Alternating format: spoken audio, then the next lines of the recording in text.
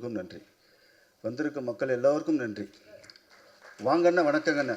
இந்த படத்தை வந்து எவ்வளோக்கு நாங்கள் கஷ்டப்பட்டு பண்ண முடியுமோ அந்தளவுக்கு நாங்கள் பண்ணியாச்சு, வெற்றிகரமாக பண்ணியாச்சு. தமிழ்நாட்டிலே முதல்ல ஆடியோ லான்ச் பண்ணுறது நம்ம தான். இன்றைக்கி நம்ம பண்ணியிருக்கோம். இது வந்து மிகப்பெரிய சவால், திரை உலகத்து எல்லாருக்கும் ஒரு சவால் தான். ஏன்னா நிறைய கஷ்டப்பட்டிருக்கோம். எவ்வளோக்கு எங்களுக்கு வந்து ஒத்துழைப்பு கொடுத்த அசிஸ்டன்ட் டேரக்டர் முதல் கொண்டு, கேமராமேன் முதல் கொண்டு, டைரக்டர் முதல் கொண்டு எங்களை அந்தளவுக்கு ஒத்துழைப்பு கொடுத்தாங்க. நாங்கள் நல்லபடியாக வெற்றிகரமாக பண்ணியிருக்கோம். இந்த ஸ்டேஜ் நிற்கிறோம்னா முழுக்க இந்த மீடியா உள்ள அத்தனை பேருக்கும் எங்களுக்கு நன்றி. ஏன்னா எங்களோட உழைப்பு மட்டும் இல்லை, உங்களுடைய உழைப்பு இதில் சேர்ந்து கலந்துருக்கு. இந்த படத்தை மேற்கொண்டு வளர வரத்துக்கு உங்ககிட்ட தான் இருக்குது. மக்களாக நீங்களும் இந்த படத்தை வந்து வெற்றிகரம் செய்கிறது உங்கள் கையில் தான் இருக்குது. அது உங்கள் உழைப்பை நான் எதிர்பார்க்குறோம். மத்திய சென்னை எல் மோகன் ஹியூமன் ரைட்ஸில் இருக்கார். அவர் உழைப்பை வந்து எங்களுக்கு ரொம்ப சைடில் எங்களுக்கு ஹெல்ப் பண்ணியிருக்கார். அதனால் இருக்கிற மக்கள் எல்லாருக்கும் உங்களுக்கு நன்றி தெரிவிச்சுக்கிறேன். நன்றி, வணக்கம். வாங்கண்ணா வணக்கங்கண்ணா. ஆடியோ லான்ச் வந்திருக்க எல்லாருக்குமே வணக்கம். எப்படி ஸ்டார்ட் பண்ணுறது தெரியல. இது எங்களுக்கு முதல் மேடை.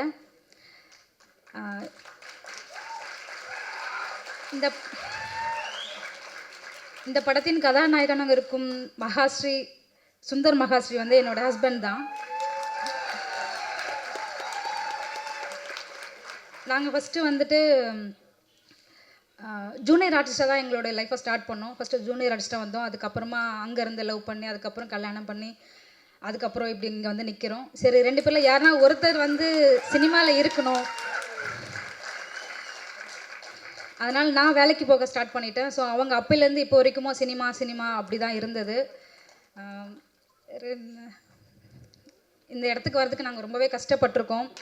அவர் ஃபஸ்ட்டு ஒரு ஆக்டராக தான் அவங்களோட லைஃப்பை ஸ்டார்ட் பண்ணாங்க. ஆனால் வந்துட்டு ஈஸியாக கிடைக்காதுன்னு தெரிஞ்சது. அதுக்கப்புறமா ஓகே, அவங்க வந்து அவங்களே வந்துட்டு தயார்படுத்திக்கிட்டாங்க. எல்லா விதத்துலேயும் எல்லா ஒர்க்கும் கற்றுக்கிட்டாங்க. டைரக்டராகவும் நிறைய கதையை ரெடி பண்ணி, அதுக்கப்புறமா ஒரு ப்ரொடக்ஷனும் போயிட்டு ஸ்டார்ட் பண்ணி கேட்டுருது ரொம்பவே ட்ரை பண்ணாங்க. அது நடக்கிறதுக்கே பல வருஷம் ஆச்சு. ஸோ ஒரு வாட்டியும் அதனாலவே அவரோட சோகத்தை சொல்லும் போது ரொம்ப கஷ்டமாக இருக்கும். அதனால எங்களுக்குள்ள சண்டை கூட வந்திருக்கு. ஏன்னா எவ்வளோ போயிட்டு கதை சொல்லும் போது ப்ரொடியூசர்ஸ் வந்துட்டு கேட்டுட்டு டக்குன்னு ஓகே பண்ண மாட்டாங்க. வெயிட் பண்ணுங்க அப்படின்னு சொல்லிட்டு எவ்வளவோ ஏறி இறங்கியிருக்காங்க. சரி, அதுக்கப்புறமா நம்ம என்ன பண்ணலாம் அப்படின்னு சொல்லி தான், சரி ஓகே நம்மளால் என்ன பண்ண முடியும், சரி எவ்வளோ ஆகும், பட்ஜெட் எவ்வளோ ஆகும் அப்படின்னு பார்த்து ஹஸ்பண்ட்காக ப்ரொடக்ஷன் சரி ஓகே ஸ்டார்ட் பண்ணுவோம் அப்படின்னு சொல்லிட்டு தான் ஸ்டார்ட் பண்ணது. இதில் என்னோட உழைப்பு மட்டும் இல்லை, மகாலட்சுமி அம்மாவோட உழைப்பும் தான் இருக்குது. என்னோட மாமியார் அவங்களோட உழைப்பும் தான் இருக்குது. அவருக்கு எப்படி நான் சப்போர்ட்டோ அதே மாதிரி அம்மாவும் எங்களுக்கு சப்போர்ட் தான். ஸோ அவங்க மூலமாக தான் இவ்வளோ தூரம் நாங்கள் வந்து நிற்கிறோம். என்னன்னா, அது மட்டும் இல்லாமல் இந்த படத்தை வந்து நாங்கள் 20 நாளில் ஷூட் பண்ணி முடிச்சிட்டோம். அதுக்கு மெயின் ரீசனே வந்துட்டு நம்மளோட டீம் தான். இந்த படத்தில் இருக்கிற டீம் தான். எல்லாருமே வந்து அவங்களுடைய சப்போர்ட்டை வந்து ரொம்பவே நிறையவே கொடுத்துருக்காங்க. எந்த அளவுக்கு சீக்கிரமாக முடிக்க முடியும் அப்படின்றது அவங்க கொடுத்த ஒத்துழைப்பினால தான். இந்த படத்தை ஈஸியாக ஸ்டார்ட் பண்ணல. அதுக்கப்புறமா சரி நம்மளால் மட்டுமே ஸ்டார்ட் பண்ண முடியாது அப்படின்னு சொல்லிட்டு நாங்களும் சரி என்ன பண்ணலாம் அப்படின்னும் போது தான் நமக்கு லக்ஷ்மண் சார் வந்தாங்க.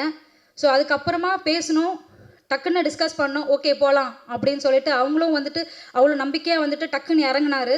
அதுக்காக லக்ஷ்மண் சாருக்கு நன்றி சொல்லிக்கிறேன். இங்கே இந்த டீமில் இருக்க எல்லாருக்குமே நன்றி சொல்லிக்கிறேன். ஏன்னா அவங்களோட ஒத்துழைப்பு இல்லைன்னா இவ்வளோ சீக்கிரம் இந்த படத்தை முடிச்சிருக்க முடியாது.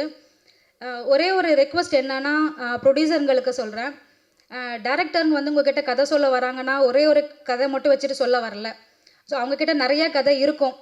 நீங்கள் என்ன கதை எதிர்பார்க்குறீங்கன்றதை சொன்னீங்கன்னா அவங்க உங்களுக்கு தேவையான கதையை சொல்லுவாங்க. நீங்கள் எதுவுமே சொல்லாமல் அவங்க சொல்கிற கதையை வந்து நீங்கள் எதிர்பார்க்குற கதையே இல்லைன்னு சொல்லிட்டு வேண்டாம், இல்லை அப்புறம் பார்ப்போம் அப்படின்னு சொல்லிடுறீங்க. அவங்களுக்கு கிடைக்கிறது அந்த ஒரு வாய்ப்பு தான். அதனால நீங்கள் என்ன மாதிரி கதை எதிர்பார்க்குறீங்கன்னு சொன்னீங்கன்னா அவங்க அந்த கதையை சொல்லும் போது உங்களுக்கு பிடிச்சிரும், ஓகே அப்படின்னு சொல்லிட்டு நீங்கள் அந்த டைமில் நீங்கள் உங்களுக்கு பிடிச்சிருந்துச்சின்னா அவங்களுக்கு அப்போ வந்து அவங்களுக்கு ஒரு லைஃப் கிடச்சிருக்கும். அது மட்டும் இனிமேல் கொஞ்சம் பார்த்து பண்ணால் நல்லாயிருக்கும். எதனா தப்பாக பேசியிருந்தா மன்னிச்சிடுங்க. ஏன்னா ஒரு டேரக்டர் எவ்வளோ வந்து கஷ்டப்பட்டிருக்காங்கன்னு சொல்லிட்டு எங்கள் ஹஸ்பண்ட் கூட இருந்ததுனால எனக்கு தெரிஞ்சது. சரி நம்மளால் என்ன பண்ண முடியுன்றதுனால நான் ஹெல்ப் பண்ணியிருக்கேன், அதனால சொல்கிறேன். அதுக்கப்புறம் இந்த படம் நல்லபடியாக முடிஞ்சிருச்சு. எல்லோரும் தியேட்டருக்கு போய் பாருங்கள், ரொம்பவே நல்லா வந்திருக்கு. அது மட்டும் இல்லாமல் இன்னொரு படமும் இதுக்கு அடுத்து ஸ்டார்ட் பண்ணியாச்சு. இன்னும் கொஞ்சம் ஒர்க் போய்கிட்டு இருக்கு. நம்ம இதில் வந்துட்டு எல்லாருமே வந்துட்டு நிறைய பேர் வந்துட்டு நியூ ஃபேஸ் தான் இருக்கும். ஸோ அதனால் வந்துட்டு யாராக இருந்தாலும் நம்மளோட ப்ரொடக்ஷனில் வந்துட்டு ஏதாவது நடிக்கணும் அப்படின்னு இருந்துச்சுன்னா ட்ரை பண்ணலாம். எங்களோட சப்போர்ட் உங்கள் எல்லாருக்குமே இருக்கும். உங்களோட சப்போர்ட்டும் எங்களுக்கு தேவை. ஸோ இப்போ தான் எங்களுடைய லைஃப்பை நாங்கள் ஸ்டார்ட் பண்ணியிருக்கோம். அவ்வளோதான். நன்றி, வணக்கம். Thank you so much ma'am. அடுத்தபடியாக இந்த படத்துடைய டைரக்டர் ராஜ் கண்ணாயிரம் சார் அவர்களை பேசுவதற்காக அழைக்கின்றோம். இங்கே வந்திருக்கும் எல்லாருக்கும் வணக்கம். இது என்னோடய ஃபஸ்ட் மூவி அப்படின்னு சொல்லலாம். இங்கே வரதுக்கு நான் எவ்வளோ கஷ்டப்பட்டேன்னு எனக்கு தான் தெரியும். 10 வருஷம் போராட்டம் உண்மையாகவே அது சார் உங்களுக்கும் தெரியாது. ஏன்னா இது என்னோடய மூவின்றதை விட என் வாழ்க்கை. இது கஷ்டப்பட்டது யாஸ்மின் பேகம் அவர்களும் லக்ஷ்மண் சார் அவர்களும். என் நண்பர் சுந்தர்சி அவர் தான் சொன்னாப்புல, சார் என்கிட்ட ஒரு கதை இருக்குது, நீங்கள் வாங்க, நீங்கள் டைரக்ஷன் பண்ணுங்கன்னு சொல்லிட்டு. ஸோ எல்லாமே டீம் ஒர்க்கு தான். இதில் ஒருத்தர் யாருன்னா ஃபெமிலியர் செந்தில் சார் மட்டும்தான். அவர் விஷயம் அந்த மூவியை நாங்கள் ரெடி பண்ணியிருக்கோம். அதை விட எல்லாருமே நியூ ஆர்டிஸ்ட் இங்கே வந்திருக்க எல்லாருமே இந்த படத்தில் நடிச்சிருக்காங்க. ஸோ இந்த படம் ரொம்ப நல்லாவே வந்திருக்கு. நீங்கள் ட்ரைலர் பார்த்துருப்பீங்க, சாங்கும் பார்த்துருப்பீங்க. கூடிய சீக்கிரம் இந்த படம் தேட்டரில் வெளியே வரும். எல்லாம் தேட்டரில் பார்க்கணுன்னு வேண்டிக்கிறேன். தேங்க்யூ. Thank you sir. அடுத்தபடியாக தயாரிப்பாளர் தனஞ்சயன் அவர்களை ஒரு சில வார்த்தை பேசுமாறு அழைக்கின்றோம். அனைவருக்கும் இனிய காலை வணக்கம். மேடையில் வீட்டிற்கும் பெரியோர்களுக்கும் இங்கே வந்திருக்கும் ஊடக நண்பர்கள் அனைவருக்கும் இனிய காலை வணக்கம். முதல்ல இந்த ஆங்கருக்கு நம்ம ஒரு வாழ்த்து சொல்லணும். எவ்வளோ பரபரப்பாக இந்த விழாவை ஹோஸ்ட் பண்ணுறாங்க பார்த்தீங்கன்னா, படுங்க சீக்கிரம் அப்படின்றாங்க. அம்மா உங்களுக்காகவே நாங்கள் சீக்கிரம் முடிச்சிடுறோம். உங்கள் பேர் என்ன? மோகனா. ரொம்ப ஸ்பீடாக பண்ணுறீங்க. உங்களுக்கு வாழ்த்துக்கள். அண்ட் முதல்ல வாங்கண்ணா வணக்கண்ணா படத்தினுடைய தயாரிப்பாளர் யாஸ்மின் பேகம் அவர்களுக்கு ஒரு ரவுண்ட் ஆஃப் அப்ளாஸ் கொடுப்போம். தன் கணவருக்காக நான் படம் எடுக்கிறேன் அப்படின்னு சொல்கிறாங்க பாருங்கள். யாஸ்மின் மேம், வாழ்த்துக்கள். உங்கள் கணவருடைய ஆசையை நிறைவேற்றணும் அப்படின்னு நீங்கள் உழைச்சி சம்பாதிச்சு அதில் ஒரு படமும் நம்ம எல்லாரும் சேர்ந்து எடுப்போம். நம்ம ஹஸ்பண்ட் கனவாக ஒரு படம் எடுக்கணும்னு நினைக்கிறாரு, அவருக்கு ஒரு படம் எடுப்போம் அப்படின்னு சொல்லி சேர்ந்து நீங்கள் ஒரு உழைப்பை கொடுக்குறதும் இங்கே பேசுகிறதும் தைரியமாக நீங்கள் பேசுகிறதெல்லாம் பார்க்கும்போது ரொம்ப இன்ஸ்பைரிங்காக இருந்தது. உங்களுடைய அந்த உழைப்புக்கு இந்த படம் வெற்றி அடையணும். அண்ட் லக்ஷ்மணன் அவர்கள் ரொம்ப என்ன சொல்கிறது, ஒரு அன்பான ஒரு தயாரிப்பாளராக ஆஃபீஸ் நீங்கள் கண்டிப்பாக வரணும், இந்த ஃபங்க்ஷனில் கலந்துக்கணும் அப்படின்னு சொல்லிட்டு அவ்வளோ மரியாதையோடு சொல்லும்போது நம்ம அவருக்கு நோ சொல்ல முடியல. அவருடைய அந்த உழைப்புக்கும் அந்த நேர்மைக்கும் அந்த என்ன சொல்கிறது மரியாதைக்கும் கண்டிப்பாக அவர் வெற்றி அடையணும். இந்த படத்தை பொறுத்தவரையும் நான் ரொம்ப ஆச்சரியப்பட்டேன். ஹீரோ சுந்தர் மகரிஷி, அவரே ரைட்டர், இந்த ஸ்க்ரீன் பிளே அவரே எழுதியிருக்காரு, அவரே நடிச்சிருக்காரு, படத்தில் டான்ஸ் ஆடியிருக்காரு, நிறைய விஷயங்கள், அதாவது ஒரு முக்கியமான ஹீரோ மாதிரி நிறைய விஷயங்கள் அவர் பண்ணியிருக்காரு.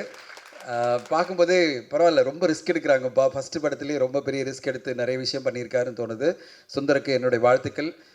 இந்த குழுவே ஒரு என்ன சொல்கிறது 20 நாட்களுக்குள்ளே ராஜ் கண்ணாயிரம் டைரக்டர் வரும்போது ரொம்ப அளவாக பேசிட்டு போயிட்டார். நான் ரொம்ப என்னுடைய என்ன சொல்கிறது ஃபஸ்ட்டு முயற்சி ஒரு டீம் ஒர்க்காக பண்ணியிருக்கோம். 20 நாட்களுக்குள்ளே அந்த ஃபஸ்ட் டைம் இந்த மாதிரி ஒரு ப்ரெஸ் நோட்டு கொடுத்து, சார் இதெல்லாம் ஞாபகம் வச்சுங்க அப்படின்னு எந்த ப்ரெஸ் மீட்லேயும் அந்த மாதிரி ஆடியோ லான்ச்சில் நம்மளுக்கு கொடுத்ததே இல்லை. இதெல்லாம் ரொம்ப அப்ரிஷியேட் பண்ணணும். கிளியராக என்ன கதைன்னு வேற சொல்லிட்டாங்க. அதாவது 24 மணி நேரத்திற்குள் ஒரு யூடியூபருக்கும் ஒரு பொலிட்டீஷியனுக்கும் நடக்கிற ஒரு பிரச்சனை, அதில் எப்படி யூடியூபர் தப்பிச்சாரா இல்லையா அப்படின்னு அழகாக கதையே நம்மளுக்கு சொல்லி, சார் இதெல்லாம் தெரிஞ்சுங்க, இதுதான் கதை, நாங்கள் ட்ரெய்லர் சாங் காமிச்சிட்டோன்னு ரொம்ப டிசிப்ளினாக ஒரு குழுவாக அவங்க இயங்கியிருக்காங்க. அண்ட் 20 நாட்களுக்குள்ள படம் எடுக்கிறதெல்லாம் அவ்வளோ ஈஸி இல்லைங்க. அதில் இத்தனை பாடல்கள், காமெடி சீனு, அவ்வளோ ஆர்டிஸ்ட் வச்சு பரபரப்பாக இயங்கி எப்படி ஒரு மோகனா ஆங்கர் பண்ணாங்களோ அதே மாதிரி பரபரப்பாக படத்தை 20 நாட்கள் டே நைட்டு. ஏன்னா ஒரு மேடம் ப்ரொடியூஸ் பண்ணுறாங்க, அவங்க கண்டிப்பாக டைட்டாக பட்ஜெட் கொடுத்து இதுக்குள்ளே முடிங்கன்னு சொல்லியிருப்பாங்கன்னு நினைக்கிறேன். அந்த பட்ஜெட்டுக்குள்ளே முடிக்கணும்னு சொல்கிறதுக்காக இந்த குழு ரொம்ப டே நைட் இயங்கி ஒரு படத்தை கொண்டு வந்திருக்காங்க. சினிமா துறை பொறுத்தவரையும் ஒரு நல்ல படைப்பு வரும்போது கண்டிப்பாக மக்கள் ஆதரவு கொடுப்பாங்க. எப்படி இன்றைக்கி 2 நாட்கள் பார்த்தீங்கன்னா கில்லி மாதிரி எல்லோரும் ஆடியன்ஸ் எல்லாம் திரையரங்கில் ஜேன்னு கூட்டம் விஜய் சாரை செலிப்ரேட் பண்ணிட்டாங்க. விஜய் சார் 20 வருஷம் கழிச்சு 20 வருஷம் முன்னாடி நடித்த ஒரு படத்துக்கு இவ்வளோ பெரிய ரெஸ்பான்ஸ் வந்திருக்கு. பாக்ஸ் ஆஃபீஸே மீண்டும் களை கட்டுது. எல்லோருமே தமிழ் சினிமாவில் ஒரு நம்பிக்கையை கொடுத்துருக்கிற படமாக இன்றைக்கி கில்லி மாறி இருக்குது. ஆடியன்ஸ்க்கு நல்ல படம் வந்தால் போகிறோம், திரையரங்கு வந்துடுவோம், நாங்கள்லாம் கில்லி மாதிரி அப்படின்னு சொல்லிட்டு ஆடியன்ஸ் சொல்லியிருக்காங்க. அந்த மாதிரி ஒரு நல்ல கில்லி மாதிரி ஒரு என்டர்டெய்னிங்கான படமாக இந்த படமும் வந்ததுன்னா, ஜாலியாக சிரித்து கொண்டாடுற எல்லார் ஃபேமிலியும் பார்க்குற படமாக இருந்ததுன்னா கண்டிப்பாக மக்கள் வந்துடுவாங்க.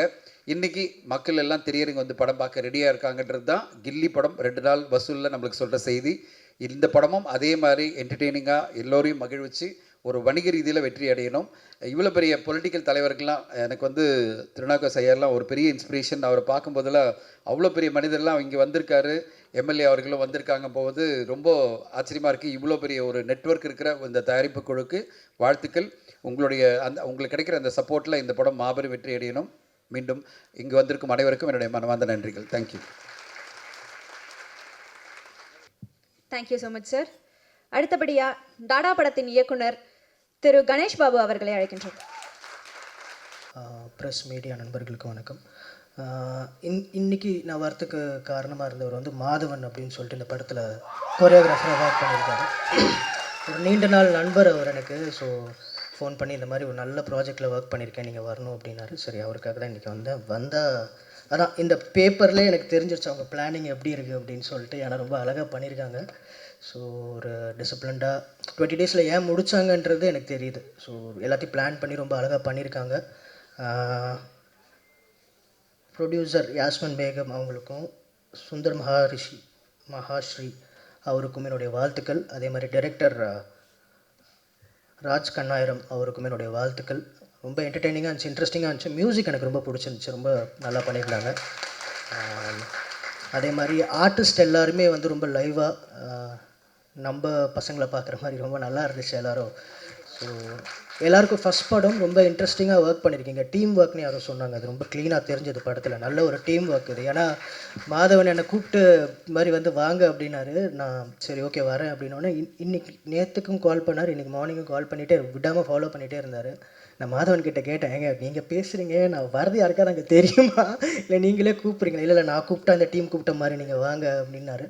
ஸோ ரொம்ப நன்றி, ரொம்ப சந்தோஷமாக இருக்குது. ஒரு ரொம்ப ரொம்ப யங்கான ஒரு டீம் கூட இன்றைக்கி வந்து உட்காண்ட்ருக்கிறது. ஸோ அதே மாதிரி இப்போது தனஞ்சயன் சார் சொன்னாங்க, ரொம்ப பவர்ஃபுல்லான ஆட்கள்லாம் உட்காண்ட்ருக்காங்க ஸ்டேஜில். ஸோ அதுக்கு நடுவில் இந்த ஆடியோ லான்ச் நடக்கிறது ரொம்ப சந்தோஷமாக இருக்குது. நன்றி. Thank you sir. அடுத்தபடியாக ரூட்டு திரைப்படத்தின் டைரக்டர் ஏசி மணிகண்டன் அவர்களை அழைக்கின்றோம். எல்லாருக்கும் வணக்கம். இந்த படத்துக்கு எவ்வளோ கஷ்டப்பட்டிருக்காங்கன்றது படக்குழுவினரோட முகத்தில் தெரியுது. அந்தளவுக்கு சந்தோஷமாக இருக்காங்க. இந்த சந்தோஷம் நீடிக்கணும் அப்படின்னா இந்த படம் வந்து ஒரு நல்ல மனிதர் கையில் போய் சேர்ந்து அது மூலமா தேட்டருக்கு வரணும். அப்போ தான் இந்த படத்தோட முழுமையான வெற்றியை நம்ம பார்க்க முடியும். ஏன்னா வந்து படத்தை பிஸ்னஸ் பண்ணித்தரேன், ரிலீஸ் பண்ணித்தரேன் அப்படி சொல்லி நிறைய சீட்டிங் நடக்குது. அவங்க கையில் போய் மாட்டிக்காமல் ஒரு நல்ல மனிதர் கையில் போச்சுன்னா அந்த படத்தோட முழுமையான வெற்றி நம்ம பார்க்கலாம். நான் ஒரு படம் பண்ணி ரிலீஸ் பண்ண அந்த அனுபவத்தை தான் ஷேர் பண்ண, தப்பாக இருந்தால் மன்னிச்சுங்க. நன்றி. Thank you sir. அடுத்தபடியாக இந்த படத்தில் வில்லியா வந்து நம்ம எல்லாரையும் மிரட்ட இருக்கிற நதியா வெங்கட் அவர்களை பேசுமாறு அழைக்கின்றோம். எல்லாருக்கும் ஃபர்ஸ்ட் ஆஃப் ஆல் வணக்கம். இங்கே வந்திருக்கான பெரியவங்க எல்லாருக்கும் வணக்கம். இதோட நான் ஃபஸ்ட்டு மேடை. என்ன மாதிரி நிறைய நியூ பேசஸ்லாம் நிறைய வந்துட்டுருக்காங்க. எல்லாருக்கும் சப்போர்ட் பண்ணுங்கள். ஃபஸ்ட்டு ஒரு விஷயத்தை நான் ஷேர் பண்ணணும்னு நினைக்கிறேன். இந்த பூஜை போட்ட மறுநாள் போன பாருங்கள், ஆக்சிடெண்ட் ஆகிடுச்சு. ஆக்சிடெண்ட் ஆகிட்டு பாதி படம் மேலே முடிஞ்சிருச்சு. அப்போ சுந்தர் சொன்னார், நீங்கள் வர வரைக்கும் உங்களோட போர்ஷன்ஸ் வெயிட் பண்ணிகிட்ருக்கோம், அது நீங்கள் தான் பண்ணணும், உங்களால் பண்ண முடியும் அப்படின்ற ஒரு வார்த்தை வந்து நமக்கு எவ்வளோ பெரிய சப்போர்ட் இல்லையா? நம்ம நிறையா பர்சன்ஸ் பார்க்குறோம், மீடியாவில் எல்லாரையும் பண்ணுறோம். முடியாமல் நடக்க முடியாமல் வந்து திரும்ப நான் அதை என்ட்ரி கொடுத்து திரும்ப அந்த ப்ராஜெக்டை நான் கம்ப்ளீட் பண்ணியிருக்கேன். ஏன்னா தனியாக கோல் பண்ணுறதுக்கும் ஒரு கேங்காக ஒரு குரூப்பாக இருந்து எல்லாரையும் சப்போர்ட் பண்ணுறதுக்கும் எங்கள் பிள்ளைங்களை பார்க்குறதுக்கு ரொம்ப ஆசையாகவும் ஆச்சரியமாகவும் இருக்குது. ஏன்னா கூடவே இருந்துட்டு ஸ்க்ரீனில் பார்க்கும்போது ரொம்ப அழகாக தெரியுறானுங்க, ரொம்ப சூப்பராக பண்ணியிருக்காங்க. ஏன்னா யங்ஸ்டர்ஸ் எல்லாரையும் புதுசாக வரவங்க எல்லாரையும் சப்போர்ட் பண்ணுங்கள். மீடியா எல்லாருக்கும் ரொம்ப வரவேற்பு கொடுங்க. Thank you so much. Thank you ma'am. அடுத்ததாக ஒருவர் வந்து தனி ஒரு ஆளாக இருந்து யூடியூப் ஸ்டார்ட் பண்ணி இப்போ மில்லியன் கணக்கில் ஃபாலோவர்ஸோடு இருக்கிறாரு. அவர் வேறு யாரும் இல்லை, நம்ம யூடியூபர் ராஜா அவர்களை தான் இப்போ பேச அழைக்க போகிறோம். Welcome sir. இங்கே வந்திருக்கும் எல்லாருக்கும் காலை வணக்கம். மேடையில் இருக்கும் பெரியவர்களுக்கும் டைரக்டர்ஸ் ப்ரொடியூசர்ஸ் எல்லாருக்கும் ரொம்ப நன்றி. சுந்தர் என்னோடய ஃப்ரெண்டு தான். நான் சினிமாவுக்கு தேடி வரும்போது முதல்ல கனெக்ட் ஆன ஒரு பர்சன் அவன் சுந்தர் தான். ரொம்ப சந்தோஷமாக இருக்குது. மோர் தென் ஒரு 9 இயர்ஸ்க்கு அப்புறம் ஒரு பெரிய ஸ்க்ரீனில் பார்க்குறதுக்கு. உண்மையிலே பார்த்துட்டுமா எனக்கு பேச தேங்க்யூ. இங்கே வந்திருக்க எல்லாருமே இந்த படத்துக்கு உங்களோட சப்போர்ட் பார்க்கும்போதே தெரியுது. இதே மாதிரி அவர் தேட்டர்லேயும் வந்து பார்த்து உங்கள் நண்பர்கள் எல்லாருக்கும் ஷேர் பண்ணி இந்த படத்தை வெற்றி பெற வச்சா ரொம்ப சந்தோஷமாக இருக்கும். ரொம்ப நன்றி. தேங்க்யூ. அடுத்து நம்ம பேச கூப்பிட போகிறவங்க வந்து ஒரு வீர பெண்மணி.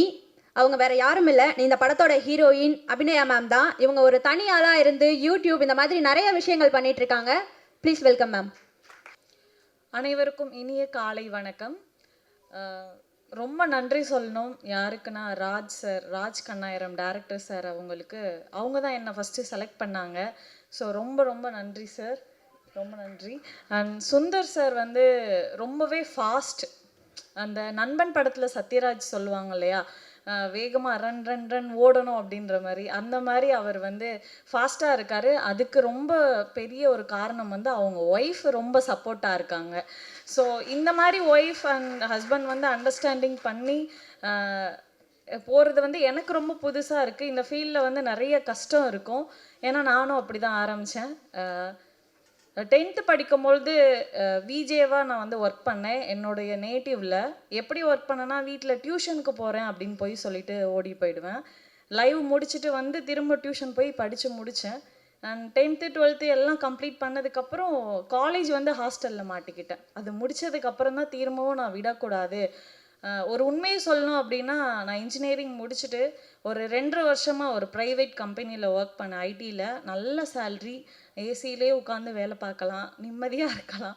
பட் அதெல்லாம் விட்டுட்டு சினிமா வந்து எல்லாருக்குமே தெரியும். இங்கே உட்காந்துருக்கவங்களுக்கு உங்களோட எக்ஸ்பீரியன்ஸ் தான் என்னோடய வயசாக இருக்கும். நான் பேசுகிறதுக்கு தகுதியான்னு எனக்கு தெரியலை, ஆனாலும் நான் சொல்கிறேன். சினிமாவில் சில நாள் வந்து நம்மளுக்கு நிறைய இன்கம் கிடைக்கும், திடீர்னு நம்மளுக்கு எங்கே இருக்கோன்னே தெரியாத அளவுக்கு போயிடுவோம். இந்த ஒரு ஃபீல்டில் எதுக்கு சூஸ் பண்ணுறேன்னு வீட்டில் வந்து கேட்கும் பொழுது எனக்கு தெரியலை. சின்ன வயசுலேருந்தே வந்து இதில் தான் இருக்கணுன்ற ஒரு மைண்ட் செட் பண்ணிட்டேன். அதனால் நான் இப்படி தான் போவேன் அப்படின்னு அடம் பிடிச்சிட்டு இருந்தேன். எங்கேயோ பிறந்து புதுக்கோட்டையில் தான் பிறந்தேன். புதுக்கோட்டை சொந்த ஊர். ஸோ இங்கே எத்தனை பேர் புதுக்கோட்டை, தஞ்சாவூர் அந்த மாதிரி இருப்பீங்கன்னு எனக்கு தெரியலை. ரொம்ப சந்தோஷமானா அதில் வந்து ஒரு சின்ன ஒரு கிராமம் மாதிரி தான் நம்ம ஊர். அப்படிங்கும்போது ஒரு பொண்ணை பெருசாக வெளியே விட மாட்டாங்க. கண்மை போட்டால் திட்டுவாங்க, லிப்ஸ்டிக் போட்டால் திட்டுவாங்க, என்ன ட்ரெஸ் இது, ஒரு பையன்கிட்ட எப்படி நீ பக்கத்தில் போய் நிற்க முடியும், இவ்வளோ பிரச்சனை எல்லாம் இருந்தது நான் அனுபவித்தேன். ஸோ அதெல்லாம் தாண்டி நான் வந்து ஐடியில் ஒர்க் பண்ணுறேன்னு ஒரு பேசிக்காக எடுத்துகிட்டு வந்து சென்னைக்கு வந்துட்டேன். அதை வச்சு தான் நான் என்னோடய சினிமா கரியரை வந்து மூவ் பண்ணிக்கிட்டேன். கடவுள் புண்ணியத்தில் எனக்கு வந்து ஒர்க் ஃப்ரம் ஹோமே கொடுத்துட்டாங்க 2 வருஷம். 2 வருஷமும் நான் ஆஃபீஸ் ஒர்க் பண்ணனோ இல்லையோ ரொம்ப இந்த முயற்சி தான் நான் பண்ணிகிட்டு இருந்தேன். இனிஷியலாக மக்கள் டிவியில் ஆரம்பித்தேன், அப்புறம் விஜய் டிவியில் சீரியல்ஸ் பண்ணிகிட்டு இருந்தேன். இப்போது ஆதித்யாவில் கரண்ட்டாக ஒர்க் பண்ணிகிட்ருக்கேன். ரொம்ப நன்றி. எனக்கு இந்த மேடைக்கு வாய்ப்பளித்திருக்க இங்கே இருக்கிறவங்க எல்லாருக்குமே ரொம்ப நன்றி. நிறைய பேசணும்னு தோணுது, பட் டைம் கம்மியாக இருக்கனால சீக்கிரமாகவே முடிச்சுக்கிறேன். ஒன்று தான் நான் சொல்வேன், பொண்ணாக இருந்தாலும் சரி, பையனாக இருந்தாலும் சரி, உங்களோட ஃபோக்கஸ் எதுவோ அதை மட்டும் நீங்கள் எய்ம் பண்ணுங்கள். நிறைய எனக்கு நெகட்டிவ் கமெண்ட்ஸ், ரிவ்யூஸ்லாம் வரும். எப்படின்னா, யூடியூப்பில் பண்ணுறதுனால சாதாரணமாக வரும், இன்ஸ்டாகிராம்லாம் ஓப்பன் பண்ணாலே வந்து அவ்வளோ பேடாக தான் வரும். எதுக்கு எல்லாரையும் வந்து டவுன் பண்ணணும்னு நினைக்கிறீங்க அப்படின்னு எனக்கு தெரியலை. ஒருத்தவங்க ஆசைப்பட்டு ஒன்று பண்ண போகிறாங்க அப்படின்னா, உங்களுக்கு பிடிக்கலன்னா நீங்கள் வேண்டான்னு விட்டுறலாம். பிடிச்சிச்சின்னா நீங்கள் அவங்கள என்கரேஜ் பண்ணிக்கலாம். சுந்தர் சார் வந்து இவ்வளோ தூரத்துக்கு இந்த படத்தை சீக்கிரமாக முடிப்பாருன்னு தெரியலை. நான் யோசிக்கலை இவ்வளோ சீக்கிரமாக முடிப்பாரா அப்படின்னு. பிகாஸ் இதுக்கு முன்னாடி நான் ஒரு 2-3 மூவிஸ் பண்ணிகிட்டு இருக்கேன், அது இன்னும் ப்ராசஸிங்கில் இருக்குது.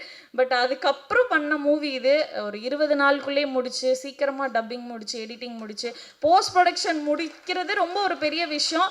அதுக்கு முன்னாடி ப்ரீ ப்ரொடக்ஷன் வந்து எல்லா ஆர்டிஸ்ட்டையும் அரேஞ்ச் பண்ணி டீம் ஒர்க்காக பண்ணுறது வந்து ரொம்ப பெரிய விஷயம். அதுக்கு வந்து நிறைய அவர் வந்து பிரச்சனையை சந்திச்சிருக்காரு. ஈவன் எனக்கும் அவருக்குமே நிறைய மிஸ் அண்டர்ஸ்டாண்டிங் ஆயிருக்கு. ரொம்ப ஃபீல் பண்ணேன். அதுக்கப்புறம் நடுவில் இல்லை, நம்ம வந்து இந்த மாதிரி அவர் எதுவுமே மிஸ் அண்டர்ஸ்டாண்டிங்காக இருக்கக்கூடாது, நம்மளும் வந்து இந்த படத்துக்கு எவ்வளோ முடியுமோ அவ்வளோக்கு கொஞ்சம் நம்ம ஒர்க் பண்ணுவோம் அப்படின்னு சொல்லிட்டு தான் நான் ஒர்க் பண்ணேன்.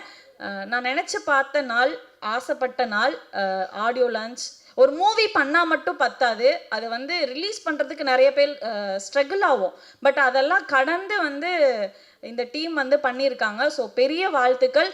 உங்களோட சப்போர்ட் வந்து எப்போவுமே வந்து கொடுத்துட்டே இருக்கணும். நீங்கள் மட்டும் இல்லாமல் உங்களோட பக்கத்து வீடு, எதிர்த்த வீடு, உங்களோட ஃப்ரெண்ட்ஸு, ரிலேஷன்ஸு எல்லாருமே வந்து நீங்கள் இந்த மாதிரி வாங்கண்ணா வணக்கங்கண்ணா மூவி ரிலீஸ் ஆகும்போது ஷேர் பண்ணி தியேட்டரில் வந்து பார்க்க சொல்லுங்கள். அப்போ தான் வந்து நம்மளுக்கு இன்னும் வந்து நிறைய சப்போர்ட் கிடைச்ச மாதிரி இருக்கும், நிறைய நல்ல விஷயங்கள் பண்ணுவோம். Thank you so much. Thank you ma'am. அடுத்ததாக இப்போ நம்ம கூப்பிட போகிறவர் வந்து பேசிக்கலி ஒரு டப்பியாக ஒர்க் பண்ணியிருக்காரு. அது வேற யாரும் இல்லை, இந்த படத்தோடைய டிஓபி மிஸ்டர் வெங்கட் முனிரத்னம் அவர்கள். Welcome sir. Thank you.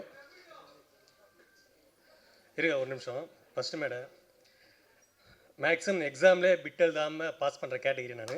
But first மேடன்றதால பார்த்து பண்ண வேண்டியது இருக்குது. அதனால் அந்த ஃபஸ்ட்டு மேடைக்கு thank you first of all. Krishnagiri மாவட்டம் ஒரு அட்டகுறிக்கின்ற ஒரு கிராமத்தில் திம்மராயப்பா முனிரத்னமா அவருக்கு பிறந்த என் பேர் வெங்கட் முனிரத்னம். அவர் என்னோட சார்பாக எல்லாரையும் வாங்கன்னு வணக்கங்கன்னு கை கூப்பிட்டு வரவேற்கிறேன். எனக்கு ஒரு எனக்கு ஒரு 5 லாங்குவேஜ் தெரியும். தமிழ், தெலுங்கு, கன்னடா, ஹிந்தி, மலையாளம்லாம் தெரியும். ஸோ மேக்ஸிமம் சினிமா ஆசை வந்த புறனே நம்ம தான் லாங்குவேஜ் தெரியுமே, ஒரு கதை ரெடி பண்ணி இங்கே தமிழ் ரஜினி சொல்லிடலாம், சிரஞ்சீவி சொல்லிடலாம், மோகன்லால் சொல்லிடலாம் அப்படின்ற ஒரு மைண்ட் செட்டில் ப்ரிப்பேர் பண்ணும்போது கரெக்டாக ராம் சரணும் அல்லு அர்ஜுனும் சேர்ந்து நடிக்கணும்னு ஒரு பேட்டி ஒன்று வந்துச்சு. ஸோ அதுக்கான ஒரு கதையை ஒரு 1 வீக்கில் ரெடி பண்ணிட்டு மூவ் பண்ணேன். எனக்கு செகண்ட் டேவே நான் தெளிவாயிட்டேன். ஸோ நாம் அவகிட்ட போனோன்னா நாம் ரெடியாக இருக்கணும், சும்மா ஒரு கதையை ரெடி பண்ணிட்டு போயிட்டு எதுவும் பண்ண முடியாது அப்படின்ற ஒரு கான்செப்டில் எனக்கு செகண்ட் டேவே அது ரிவீல் ஆகிடுச்சு. ஸோ நான் கொஞ்சம் அதுக்கப்புறம் வேறு ஒரு தமிழுக்காக ஒரு கதை ரெடி பண்ணிட்டு நான் காலேஜ் முடிச்சு வெளில வரதுக்குள்ளே அந்த படம் கதையாக வெளில வந்துச்சு. அதான் உதயன் NH4. நான் ரொம்ப சந்தோஷப்பட்டேன். ஏன்னா எனக்கு பிடிச்ச ஒரு டைரக்டர் வந்து வெற்றிமாறன். நான் கதை எழுதுறதும் சில பேட்டர்ன் வந்து அவரோட ஸ்டைலில் இருக்கும், கொஞ்சம் டச் ஆகும். ஸோ நான் விரும்புகிற ஒரு டைரக்டர் வந்து அந்த மாதிரி ஒரு கதை எழுதி ரிலீஸ் பண்ணது எனக்கு ரொம்ப பெருமையாக இருந்துச்சு. ஸோ ஒர்த்தபுள் தான், நம்ம எழுதுகிற கதைகள் வந்து கொஞ்சம் ஒர்த்தபுளாக இருக்கும். ஸோ வந்து நான் ரொம்ப பெருமைப்பட்டேன், இந்த மாதிரி இருக்குன்னு சொல்லிட்டு. ஸோ அங்கேருந்து ஸ்டார்ட் பண்ணி ஆக்சுவல் எல்லாருக்குமே தெரியுது தான், டைரக்டரை ட்ரை பண்ணி அசிஸ்டண்ட் அது வாய்ப்பு கேட்டு எங்கேயும் பெருசாக ஹோப் கிடைக்காம அப்புறம் நம்மளே ஷார்ட் ஃபிலிம் பண்ணிட்டு இந்த மாதிரி ஷார்ட் ஃபிலிம் பண்ணும்போது சில டிஓபி வர மாட்டாங்க, எடிட்டிங் வர மாட்டாங்க. ஸோ இந்த ப்ராசஸ்லேயே எல்லாத்தையும் நானே கற்றுக்கிட்டு எடிட்டிங்கும் டிஓபி எல்லாத்தையும் நானே கற்றுக்கிட்டு அந்த ப்ராசஸில் தான் இந்த போகும்போது சுந்தர் சொன்னார், ஜி இந்த லாஸ்ட் டைம் கேமராமேன் செட் ஆக மாட்டேன்றாங்க, நீங்களே பண்ணிங்கன்னா நமக்கு கொஞ்சம் கம்ஃபர்டபுளாக இருக்கும், நம்ம கம்ஃபர்டபுள் ஜோனில் ஒர்க் பண்ணலாம் அப்படி. அதுவும் இல்லாமல் சீக்கிரம் முடிக்கணும், 20 நாளில் முடிக்கணுன்ற ஒரு கான்செப்டுக்காக இது என்ன நான் உள்ளே வந்தது ஓரளவுக்கு பண்ணியிருக்கேன். ஓரளவுக்கு விஷுவல் ஓகே தான் தோணுது, பட் பெரிய பட்ஜெட் மாதிரி இல்லை. பட் ஓகே, ஏதோ என்னால் முடிஞ்சது பண்ணியிருக்கேன், அது நல்லபடியாக வந்து நினைக்கிறேன். நன்றி. இது மொத்தமாக ஒரே ஒரு விஷயம் சொல்லணும்னா, ட்ரை பண்ணும்போது சும்மா இது பண்ண ஏதாவது டிஸ்டர்பன்ஸ் வந்துடும். லைக் இப்போ நம்ம எக்ஸாம் ரெடியாக இருப்போம், எல்லாமே ரெடியாக இருக்கும். ஆனால் திடீர்னு வந்து கொரோனாவுக்கு எக்ஸாமே கேன்சல் ஆச்சுல்ல. படிக்காதவனுக்கு ஓகே, ஆனால் படித்தவனுக்கு அந்த வருத்தம் இருக்குல்ல, அந்த ஃபீலிங் இருக்குல்ல. நம்ம எல்லாமே ரெடி பண்ணிட்டோம், பட் இப்போ கொரோனா வந்து எல்லாத்தையும் மிஸ் பண்ணிடுச்சு அப்படின்ற ஒரு ஃபீலிங் இருக்குல்ல. அந்த ஃபீலிங் எங்களுக்கும் இருந்துச்சு.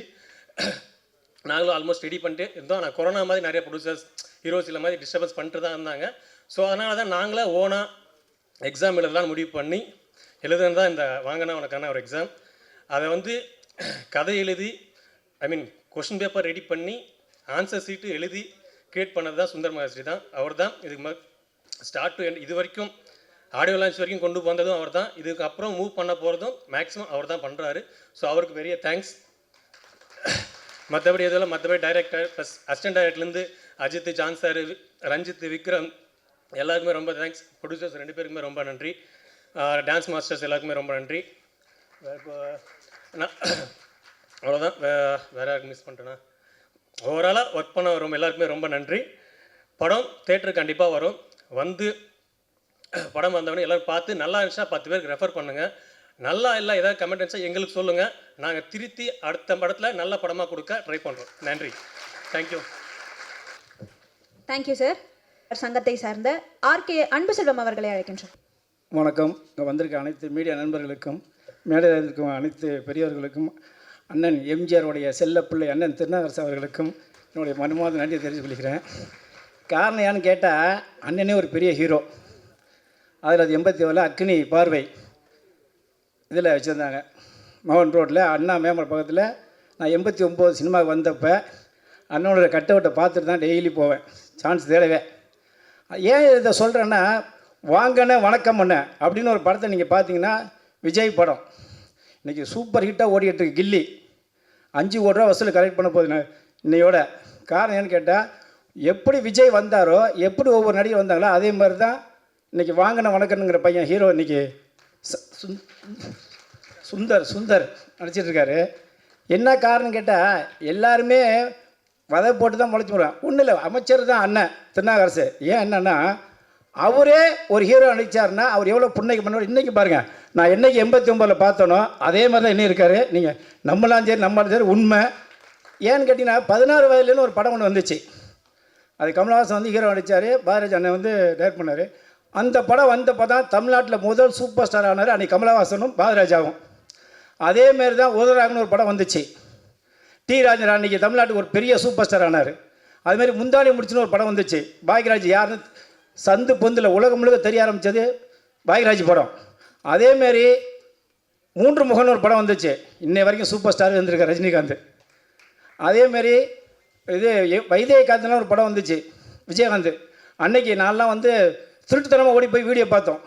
காரணம் என்ன, அப்படி ஒரு ஹிட்டு படம். அதேமாரி உதயகீதம்னு ஒரு படம் வந்துச்சு. அதில் மோகன் மைக்கை பிடிச்சாரு, உலகம் முழுக்க தெரிஞ்சார்.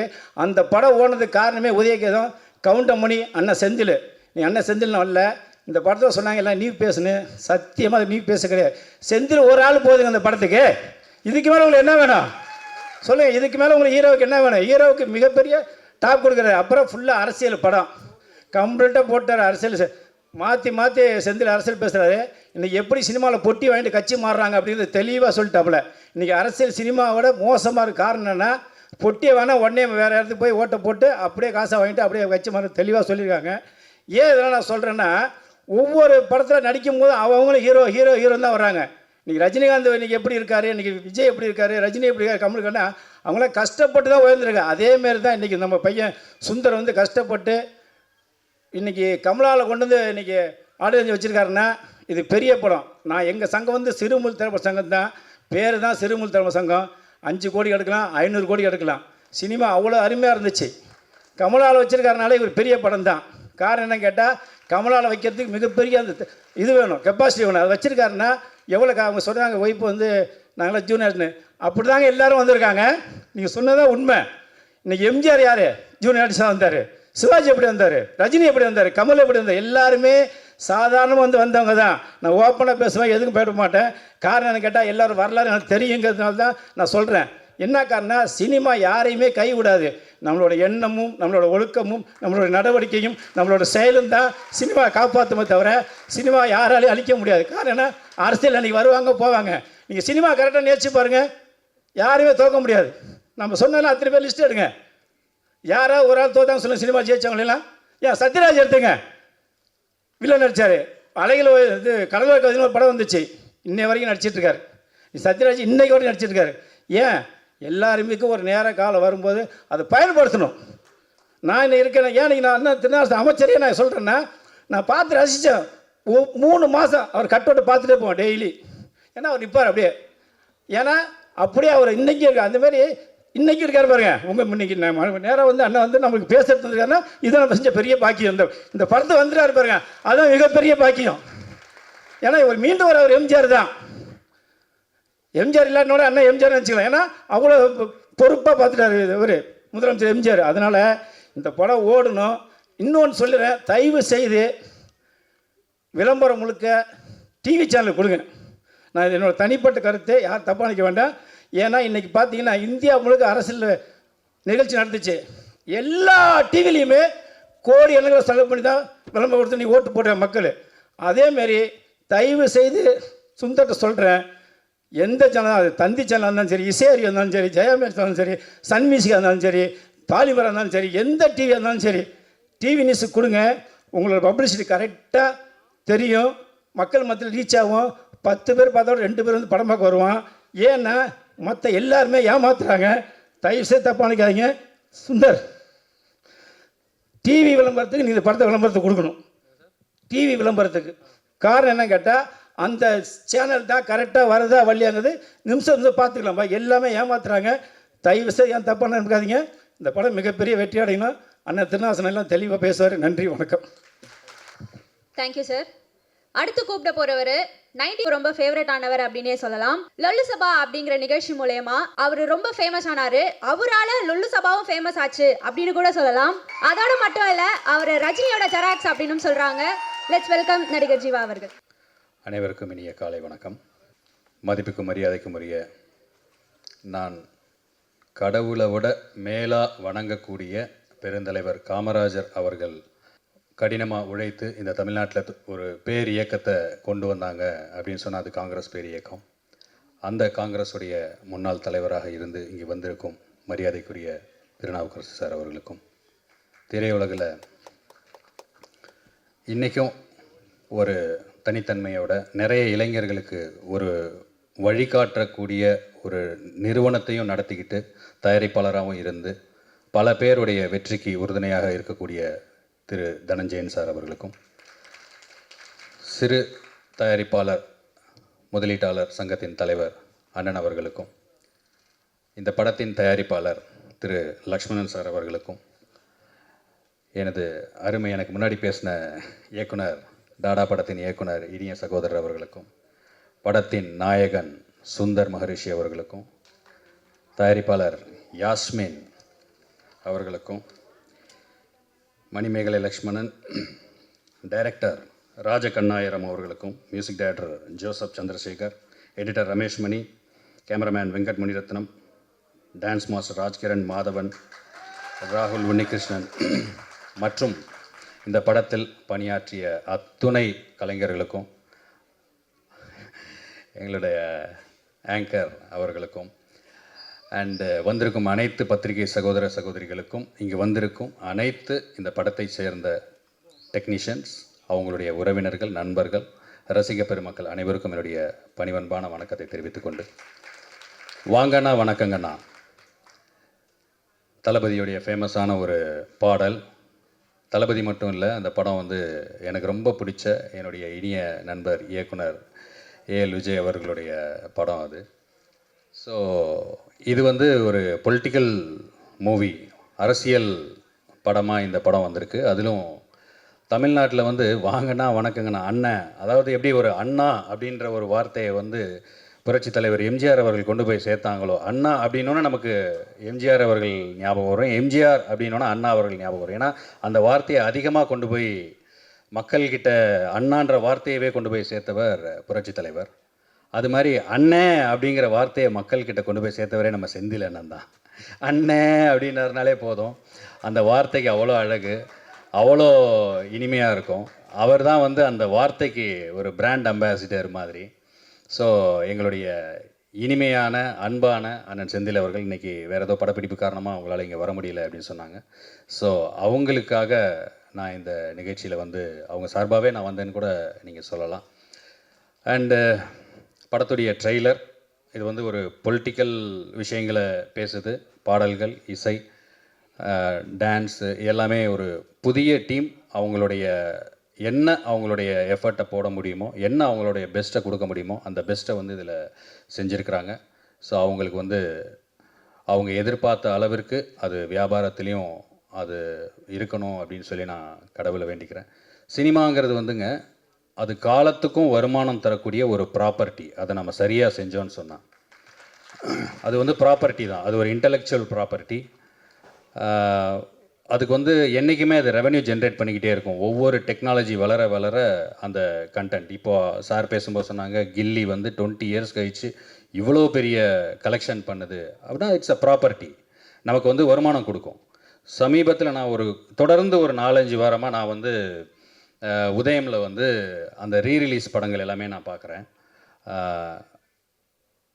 அன்பேவா, உலகம் சுற்றும் வாலிபன், 1000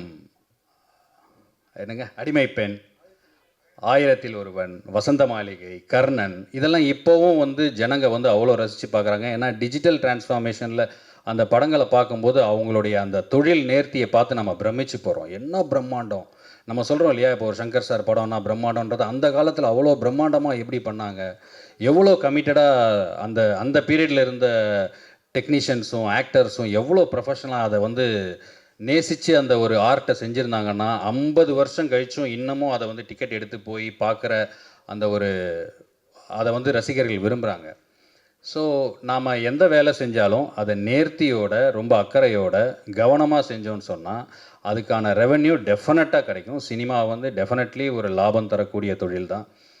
முன்னாடி பேசின ஒரு நண்பர் சொன்னார், ரிலீஸ் டைமில் வந்து சிலர் வந்து என்னை ஏமாற்றிட்டாங்க, இது பண்ணிட்டாங்கன்னு சொல்லி. நீங்கள் யார் ஏமாற்றிட்டாங்கன்னு சொன்னீங்களோ அவங்களை நீங்கள் எக்ஸ்போஸ் பண்ணுங்கள், அப்போ தான் மற்றவங்களுக்கு அது வந்து தெரியும். நம்ம பாட்டுக்கு மனசுக்குள்ளேயே வச்சுட்டு அவங்கள வந்து நீங்கள் திருடங்களை வந்து காட்டி கொடுக்காமல் இருந்தோன்னு சொன்னால் திருடன் திருடிக்கிட்டே இருப்பான். அது வந்து போய்கிட்டே தான் இருக்கும். எந்த ஃபீல்டாகட்டும், அது அரசியலாக இருக்கட்டும், இல்லை சினிமாவாக இருக்கட்டும், இல்லை சங்கங்களாக இருக்கட்டும், எதுவாக இருந்தாலும் இவன் தப்பு பண்ணனா அவன் தப்பு, நிர்வாகத்தில் சரியில்லையா சரியில்லை, அதை நம்ம சொல்லணும். ஏன்னா இது நமக்கு அதுக்கு பின்னாடி பல பேரோட லைஃப் இருக்குது, எதிர்காலம் இருக்குது, நம்பிக்கை இருக்குது, பல பேரோட வாழ்க்கையே அதில் தான் இருக்குது. ஸோ இதில் தப்பு பண்ணுறாங்கன்னு தெரிஞ்சிச்சுன்னா 2வது வாட்டி அவனை எலெக்ட் பண்ணாதீங்க, தேர்ந்தெடுக்காதீங்க. அப்போ தானே இண்டஸ்ட்ரி நல்லாயிருக்கும். இண்டஸ்ட்ரி நல்லா இருந்தால் தானே நம்ம நல்லா இருக்க முடியும். அதை வந்து நம்ம வந்து சொல்கிறதுக்கு வந்து தயங்கவே கூடாது. அதனுடைய பணிவன்பான வேண்டுகோள். ஸோ இந்த இண்டஸ்ட்ரி வந்து நல்லா இருக்கணும், நிறைய படங்கள் வரணும். வெளி லாங்குவேஜிலேருந்து நம்ம தேட்டருக்கு வந்து படங்கள் வந்து ஓட ஆரம்பிச்சிருக்கு. அதையும் நம்ம வரவேற்கணும். ஏன்னு சொன்னால் நம்ம படங்கள் அங்கே போகும்போது நம்ம வந்து ஏற்றுக்கிறோம், வெளிப்படங்கள் இங்கே வரும்போது அவங்களுக்கான வாய்ப்புகளையும் நம்ம கொடுக்க தான் செய்யணும். ஏன்னா இது ஒரு பேன் இண்டியன் ட்ரெண்டாக இப்போது வந்துக்கிட்டு இருக்கு, வியாபாரம் பெருசாகிக்கிட்டு இருக்கு. ஸோ நம்ம வந்து அதை எப்படி சேர்ந்து செஞ்சு எல்லாரும் ஒற்றுமையாக நம்மளுடைய வியாபாரத்தை விரிவாக்கம் செய்து வருமானத்தை பெருக்கிக் கொள்ளணும் அப்படின்றதுல நம்மளுடைய கவனம் இருந்தால் நல்லாயிருக்கும். சிலர் சொல்லுவாங்க அவங்களுக்கு தேட்டர் கொடுக்க வேண்டாம், இவங்களுக்கு தேட்டர் கொடுக்க வேண்டாம், சும்மா அவங்க மட்டுமே சம்பாதிக்கிறதுக்காக, இல்லை வந்து அதை வச்சு சும்மா ஒரு 4 ஓட்டு வாங்கிட்டு யாரையும் வந்து பற்றி கவலைப்படாமல் சொல்லுவாங்க. ஸோ இங்கே வந்து எப்பயுமே ஒற்றுமையாக இருந்தால் தான் பலம். ஸோ ஒற்றுமையாக இருந்தால் தான் வெற்றி பெற முடியும். அது எந்த தொழிலாகட்டும், இந்த பாலிட்டிக்ஸாக கூட இருக்கட்டும், எதுவாக இருந்தாலுமே ஸோ அந்த ஒற்றுமை தான் பலம். ஸோ அனைவரும் ஒற்றுமையாக அன்பை பகிர்ந்து வாழ்வோம் என்று சொல்லி என்னை இங்கு வர வைத்த படத்தின் தயாரிப்பாளர் அவர்களுக்கு என்னுடைய மீண்டும் ஒரு நன்றியை தெரிவித்துக்கொண்டு, இந்த நிகழ்ச்சியில் என்னை வர வைக்கிறதுக்கு முக்கிய காரணமாக இருந்த என்னுடைய நண்பர் இயக்குனர் ஆறுமுகம் அவர்களுக்கும் என்னுடைய நன்றியை தெரிவித்துக்கொண்டு, வந்திருக்கும் அனைவருக்கும் என்னுடைய நன்றியை தெரிவித்துக்கொண்டு விடைபெறுகிறேன். நன்றி, வணக்கம்.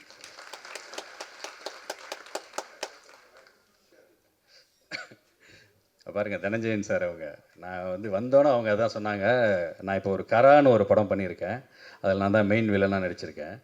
அதில் வந்து வந்தோடனே சொன்னாங்க, ஏன்பா நீ என்ன ரஜினி சாரோட க்ளோன் மாதிரியே இருந்த அந்த படம் நான் பார்த்தேன் அப்படியே இருக்குன்னு. சார் என்ன பண்ணுறது, இப்போ டேரக்டர்ஸாக இருக்கட்டும், இப்போ சாரே அதை தான் கேட்குறாங்க. என்னை பார்த்தோன்னே கேட்குற முதல் விஷயமே நீங்கள் ரஜினி சார் மாதிரி பேசுங்க, ரஜினி சாருடைய அந்த விஷயத்தை பண்ணுங்க அப்படின்னு சொல்லி, அதை கேட்குறதுனாலே நான் திரும்ப செஞ்சு நான் நிறைய அப்படியே ஆயிட்டேன் சார். நிச்சயமா. சரி, ஓகே. இந்த ஃபங்க்ஷனுக்கு தலைவர் அவர்கள் வந்திருந்தாங்கன்னு சொன்னால் எப்படி இருந்திருக்கும்?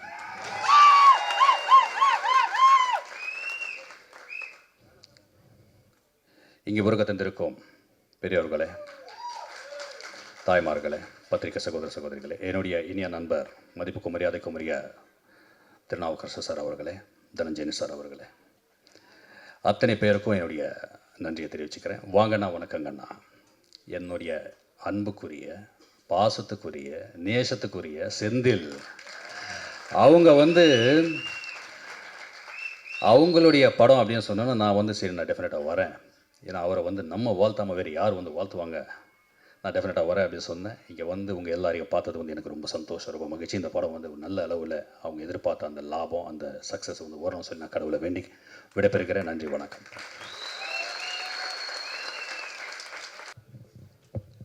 எல்லாருக்கும் வணக்கம். இது எல்லாருக்கும் ஃபஸ்ட் மேடை மாதிரி எனக்கு இதான் ஃபஸ்ட்டு மேடை. கேட்குதா? ரைட். முதல்ல நான் ஒரு விஷயத்த சொல்லிக்கிறேன். நானும் வந்து அந்த மீடியாவில் தான் இங்கே வந்திருக்கேன். நானும் ப்ரெஸ்ஸு தான். நான் ஒரு சுந்தரம், நானும் கிட்டத்தட்ட ஒரு 10 வருஷம் பழக்கம்.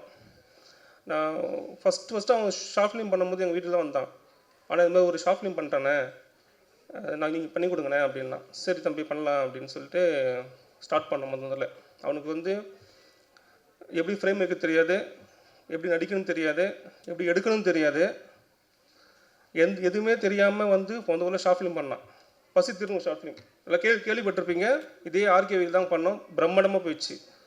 அந்த ஷார்ட் ஃபிலிம் முதல்ல பண்ணும்போது அதுக்கு முன்னாடி அவன் வந்து ஜூனியர் ஆர்டிஸ்ட்டாக எல்லாத்துக்கும் போயிட்டு இருந்தான். நானும் ஜூனியர் ஆர்டிஸ்ட் தான் போனேன், சும்மா போய் பார்க்கலாம் எப்படி இருக்குது சினிமா எப்படி இருக்குது அப்படின்னு சொல்லிட்டு. அந்த டைம் நாங்கள் போகும்போது என்ன ஆகும்னா, அங்கே இருக்க என்னென்ன பண்ணுறாங்க, எப்படி எடுக்கிறாங்க அப்படின்னு சொல்லி அப்படி பார்த்து கற்றுக்கிட்டு தான் இந்த படம் பண்ணியிருக்கோம். யாருமே இங்கே வந்து அசிஸ்டண்ட்டாக யாரும் ஒர்க் பண்ணல, எல்லாம் பார்த்து கற்றுக்கிட்டு 10 வருஷம் எக்ஸ்பீரியன்ஸ் தான் இந்த படம். ஐயோ நான் அவரோட ஒர்க் பண்ண பெருசாக இல்லாமல் இவரோட ஒர்க் பண்ண பெருசாக இல்லாமல் அப்படிலாம் யாருமே நினைக்காதீங்க. உங்ககிட்ட உள்ள திறமை வந்து நமக்குள்ளே தான் இருக்குது. அது எங்கே வெளிப்படுத்தணும் அப்படின்னா ஃபஸ்ட்டு அதுக்கு நம்ம தயாராகிக்கணும். அதுக்கப்புறம் நீங்கள் படம் பண்ணுங்கள், கண்டிப்பாக ஜெயிக்கலாம். அந்த உறுதி வந்து இந்த படம் கண்டிப்பாக சொல்லும். எல்லோரும் சொல்லுவாங்க இந்த படம் சின்ன பட்ஜெட் படம், ஃப்ரேம் கொஞ்சம் கம்மியாக இருக்குது, லைட் வச்சுருக்கலாம். நானே கேட்டிருக்கேன் அவங்ககிட்ட நிறைய வாட்டி, என்னடா கொஞ்சம் லைட் கொஞ்சம் அதிகமாக பண்ணியிருந்தால் கொஞ்சம் ஃபேஸ் நல்லா இருந்திருக்க மாட்டேன். இல்லைண்ணே நம்ம டிஏல பார்த்து பண்ணேன், அதுக்கேற்ற மாதிரி தான் நான் கேமராவில் அட்ஜஸ்ட் பண்ணி வச்சுருக்கேன் அப்படின்னு டெக்னீஷியன் சொன்னவன். அப்போனா எந்த அளவுக்கு அவன் வந்து ஒரு படம் வந்து தேட்டரில் ரிலீஸ் ஆகும்போது ஃப்ரேம் லுக் இருக்கணும் அப்படின்னு பார்த்து கற்றுக்கிட்டு தான் இந்த படமே. அதுக்காகவே இந்த படம் ஜெயிக்கணும். யார்கிட்ட அசிஸ்டண்ட்டாக வந்து ஜெயிச்சிட்டேன் அப்படின்னு சொல்கிறத விட சொந்தமாக முயற்சி பண்ணி ப்ராக்டிக்கலாக கற்றுக்கிட்டு தான் இந்த படம் பண்ணியிருக்காங்க எல்லா டெக்னீஷியன். இங்கே இருக்க எல்லா டெக்னீஷியன் அதான் உண்மை.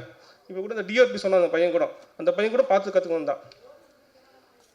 அதுக்காகவே இந்த படம் ஜெயிக்கணும்னு எனக்கு ரொம்ப ஆசை. இன்னொரு விஷயம் என்னென்னா, இந்த படம் முழுக்க 50% எடிட் பண்ணுறது நானே கிடையாது, சுந்தர் தான். இப்போ கூட பாருங்கள், சுந்தர் தான் இந்த ஸ்டேஜில் உட்காந்துருக்கணும், ஆனால் அவன் உட்காரல, எல்லாரையும் உட்கார வச்சு அழுக பார்க்குறான். இப்பயும் ஓடிட்டு தான் இருக்கான் அவன். அதுக்கே அவனுக்கு ஒரு அப்ளாஸ் கொடுக்கணும். இதை நீங்கள் ஒன்றும் பண்ணாதீங்கண்ணே, நான் எடிட் பண்ணுறேன், ஃபுல்லாக முடிக்கிறேன், நீங்கள் வந்து ஃபைனல் மட்டும் பாருங்கள் போதும், நீ எப்படி பண்ணியிருக்கேன்னு எனக்கு சொல்லுங்கள் அப்படின்னு சொன்னேன். நான் உண்மையிலே சொல்லுங்கள், இந்த படம் நான் முழுக்க கிரியேட் யார் போகணும்னா சுந்தர் தான் போகணும். அதுக்கு நான் இப்போ ரொம்ப அதில் பொறாமலாம் கிடையாது. நான் ஒருத்தங்க சொல்லி கொடுத்து அந்த அளவுக்கு அவன் வந்திருக்கானே, அதுவே சந்தோஷம். அப்போ நம்ம கரெக்டாக இருக்கும், எப்படி நம்ம சொல்லிக் கொடுக்குற இடத்துல இருக்கோம் அப்படின்னு சொல்லிட்டு ஒரு சந்தோஷம் தான். என்னோட கிரியேட் ஃபுல்லாகவே சுந்தர் தான் போய் சேரணும். அப்புறம் இன்னொரு விஷயம் சொல்லிக்கிறேன், இந்த படம் பொறுத்த வரைக்கும் சார் சொன்னார், இந்த மாதிரி சேனலில் வந்து நியூஸ் சேனலோ இல்லை வந்து சினிமா சேனலோ வந்து ப்ரொமோஷன் பண்ணுங்க அப்படின்னு சொல்கிறாங்க. ஆனால் அது உண்மையில் நல்ல விஷயம். என்ன காரணம் அப்படின்னா, யூடியூப்போட சினிமா டிவி வந்து சீக்கிரம் ரீச் ஆகிரும். அதனால் மீடியா பீப்புள் கண்டிப்பாக இந்த படத்துக்கு சப்போர்ட் பண்ணுங்கள். ஏன்னா உங்களை நம்பி தான் இந்த படம் பண்ணியிருக்காங்க. நீங்கள் மட்டும் சப்போர்ட் பண்ணலைன்னா இந்த படம் கண்டிப்பாக ஜெயிக்காது. அதனால் நல்ல ஒரு ரீச் ஆகணும் அப்படின்னா கண்டிப்பாக நியூஸ் சேனலில் கொஞ்சம் ஹெல்ப் பண்ணுங்கள். அது ரொம்ப நான் கிடைக்கும். ஏன்னா நான் அங்கேருந்து இருந்து பார்த்ததுனால சொல்கிறேன், அங்கே நான் இருக்கேன் அதனால நான் சொல்கிறேன், கண்டிப்பாக ரீச் பண்ணலாம். ஏன்னா அவங்க கொடுக்குற ரிவ்யூவில் மட்டும்தான் அந்த படம் ஜெயிக்குமே, வேறு ஆப்ஷனே கிடையாது. யூடியூப்பும் ஓகே தான், இல்லைன்னு சொல்லலை. ஆனால் யூடியூப்பில் வந்து ஒன்றுமே தெரியாமல் யூடியூப்லாம் பண்ணுறாங்க, அது பண்ணுறாங்க இது பண்ணுறாங்க. ஆனால் டிவி வந்து அப்படி இல்லை, டக்குனு போய் ரீச் ஆயிரும். இங்கே மேடையில் இருக்க எல்லா பெரியவங்களும் முதல்ல பார்க்குறது நியூஸ் சேனல் தான். அந்த நியூஸில் ஒரு வாட்டி சொல்லிட்டாங்கன்னா அவங்க எல்லாருக்கும் ரீச் ஆயிடும். ஏன்னா மெயினே அவங்க தான், மேல் இடத்துலேருந்து கீழ் இடத்துலேருந்து அவங்க தான் இருக்காங்க. அவங்களுக்கு போய் சேரணும் அப்படின்னா கண்டிப்பாக டிவி சேனலில் தான் ப்ரொமோட் பண்ணி ஆகணும், ஒரு ஆப்ஷன் இல்லை. அதுக்கு மட்டும் நீங்கள் டிவி சைடில் இந்த மாதிரி சின்ன படத்தை வந்து நீங்கள் ப்ரொமோட் பண்ணுங்கள். சார் சொன்னால் இது பெரிய படம், உண்மையிலே பெரிய படம் தான். எங்களுக்கு வந்து சின்ன படம், ஆனால் மக்களுக்கு அது இப்போ உண்மையிலே பெரிய படம் தான். சார் வாங்கண்ணா, வணக்கங்கண்ணா, படத்துக்கு கூடிய எல்லாருக்கும் நான் நன்றி சொல்லிக்கிறேன். எனக்கு இந்த வாய்ப்பு கொடுத்த சுந்தருக்கு கண்டிப்பாக அவன் இந்த படம் மூலமாக அடுத்த படம் நல்ல பட்ஜெட்டில் நல்ல படம் பண்ணணும். அதுக்கு ப்ரொடியூசர்ஸ் எல்லாருமே கொஞ்சம் அவனோட திறமையை பாருங்கள். அவன் ஒர்க் பண்ணுற ஒரு வாட்டியாவது படத்தை பாருங்கள். அட்லீஸ்ட் ஒரு வாட்டி டிக்கெட் கூட அவன் ஃப்ரீயாக கொடுக்க சொல்கிறேன். ஃப்ரீயாக ஒரு வாட்டியாவது எல்லாம் ப்ரொடியூசர் இந்த படத்தை பார்க்க சொல்லுங்கள். என்ன காரணம் அப்படின்னா, அட்லீஸ்ட் அவன் ஒரு சின்ன விஷயம் அதில் பண்ணியிருக்கான். அந்த விஷயத்துக்காகவே அந்த படம் வந்து அவனுக்கு இன்னொரு படம் வாய்ப்பு கிடைக்கிறதுக்கு ஒரு இதுவாக இருக்குன்னு நினைக்கிறேன். நன்றி, வணக்கம்.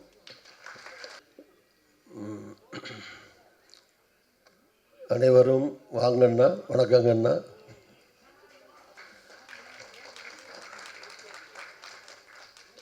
அன்பிற்குரிய இந்த மகிழ்ச்சியான நிகழ்ச்சியில் பங்கேற்றிருக்கக்கூடிய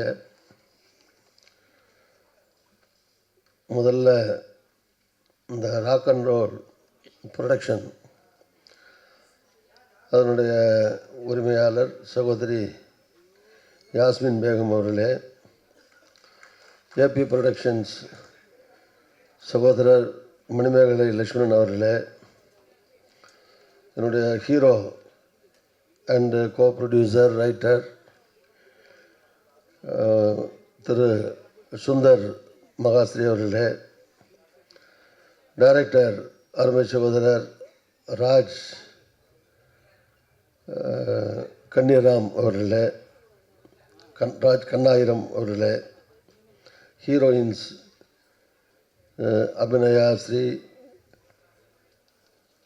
Sandhya Balasubramaniam, writer screenplay Thiru Sundar Mahasri, music director Joseph Chandrasekar, editor Ramesh Mani, cameraman Venkat Munirathinam, dance masters Raj Kiran, Madhavan, ராகுல், Unnikrishnan, villain Nadhiya Venkat, hero friends Prabhu, Sunny Babu, police role உள்ளதை வாய்ச்சிடுறேன், Minnal Raja, poster designer Selva, PRO Siva, தொகுப்புரை வழங்கிய மோகனா, வாழ்த்துறை வழங்கிய அன்பான மேடையில் இருக்கக்கூடிய என்னுடைய இனிய சகோதரர்கள், திரு அன்புச்செல்வன் அவர்களே, திரு ஜீவா அவர்களே, நல்லா சூப்பர் ஸ்டார் மாதிரியே ரஜினிகாந்த் மாதிரியே நல்லா பண்ணார், வாழ்த்துக்கள், வாழ்க வளர்க. ரஜினி சார் இருந்தால் என் பேரை எப்படி சொன்னாரோ அதே மாதிரி சொன்னார் அவர். ரஜினி சார் எனக்கு ரொம்ப நாள் நண்பர், 45 வருஷம் நண்பர் அவர். ஸோ அருமை சகோதரர் தனஞ்சயன், அன்புச்செல்வன் சொல்லிட்டேன்னு நினைக்கிறேன் இல்லை, ஜீவா, தனஞ்சயன், கணேஷ் பாபு, மணிகண்டன், யூடியூபர் ராஜா மற்றும் இங்கே வந்து கேசட் ரிலீஸ் ஃபங்க்ஷனில் கலந்துட்டு போயிருக்கிற அண்ணா நகர் தொகுதியினுடைய சட்டமன்ற உறுப்பினர் சகோதரர் மோகன், என் கூட வந்திருக்கிற மாவட்ட முன்னாள் தலைவர் சகோதரர் வீரபாண்டியன், எல்லாம் சொல்லிட்டேனா, யார் விட்டுச்சேன், உங்களுக்கு சொல்லிட்டேனா, பாபு சொல்லிட்டேனா, பாபு,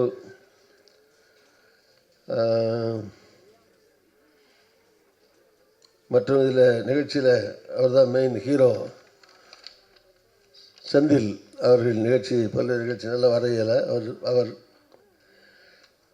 மற்றும் இந்த திரைப்படத்தில் சம்மந்தப்பட்டிருக்கிற அனைத்து கலைஞர்களுக்கும் என்னுடைய வணக்கத்தை, வாழ்த்துக்களை தெரிவித்துக் கொள்கிறேன்.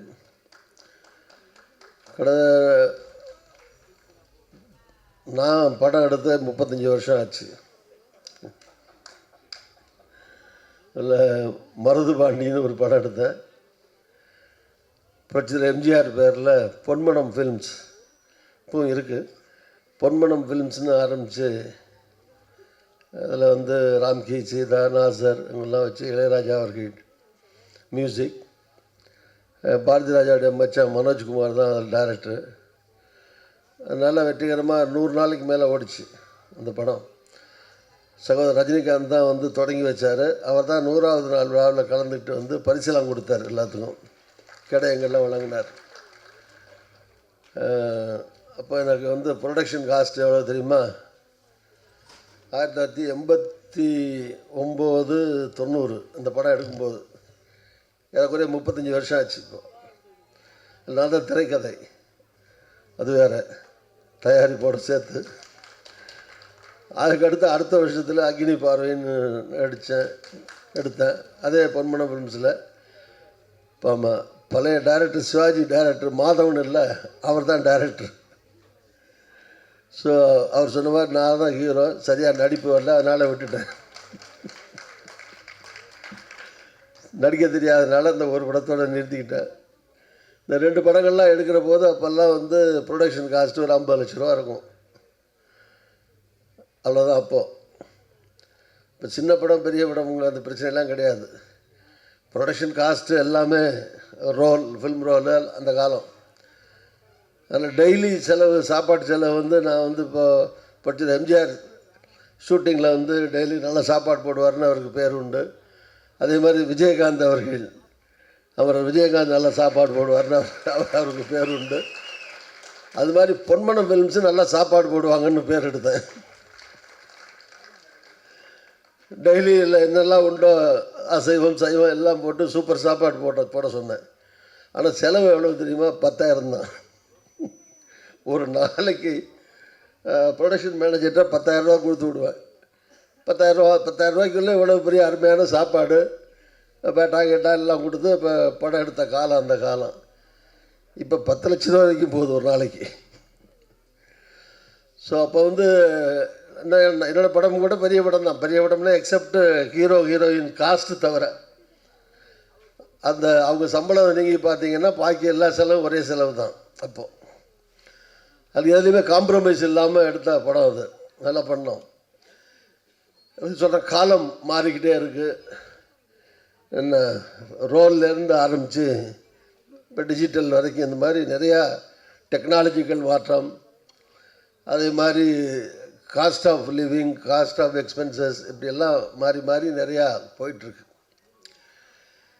இதில் வந்து படம் எடுக்கிறது ஒன்றும் சாதாரணமான விஷயம் இல்லை. இந்த நண்பர்கள் இங்கே சொன்ன மாதிரி இந்த கேசட் ரிலீஸ் பண்ணுறது கூட நிறையா நிகழ்ச்சியில் நான் கலந்துருக்கேன். நான் அங்கெல்லாம் நான் பார்க்கும்போது பார்த்தீங்கன்னா ஒரு 10 பேர் 20 பேர் தான் முன்னாடி உட்காந்துருப்பாங்க. என்னமோ கமலா தியேட்டர்லேயே ஃபுல் ஷோவில் உட்காந்துருக்க மாதிரி நிறைய பேர் வந்து உட்காந்துருக்கீங்க. இதே நான் உள்ளே வரும்போது கூட என்னை கூட்டி வரும்போது உள்ளே வரும்போது பார்த்துட்டே வந்தேன்.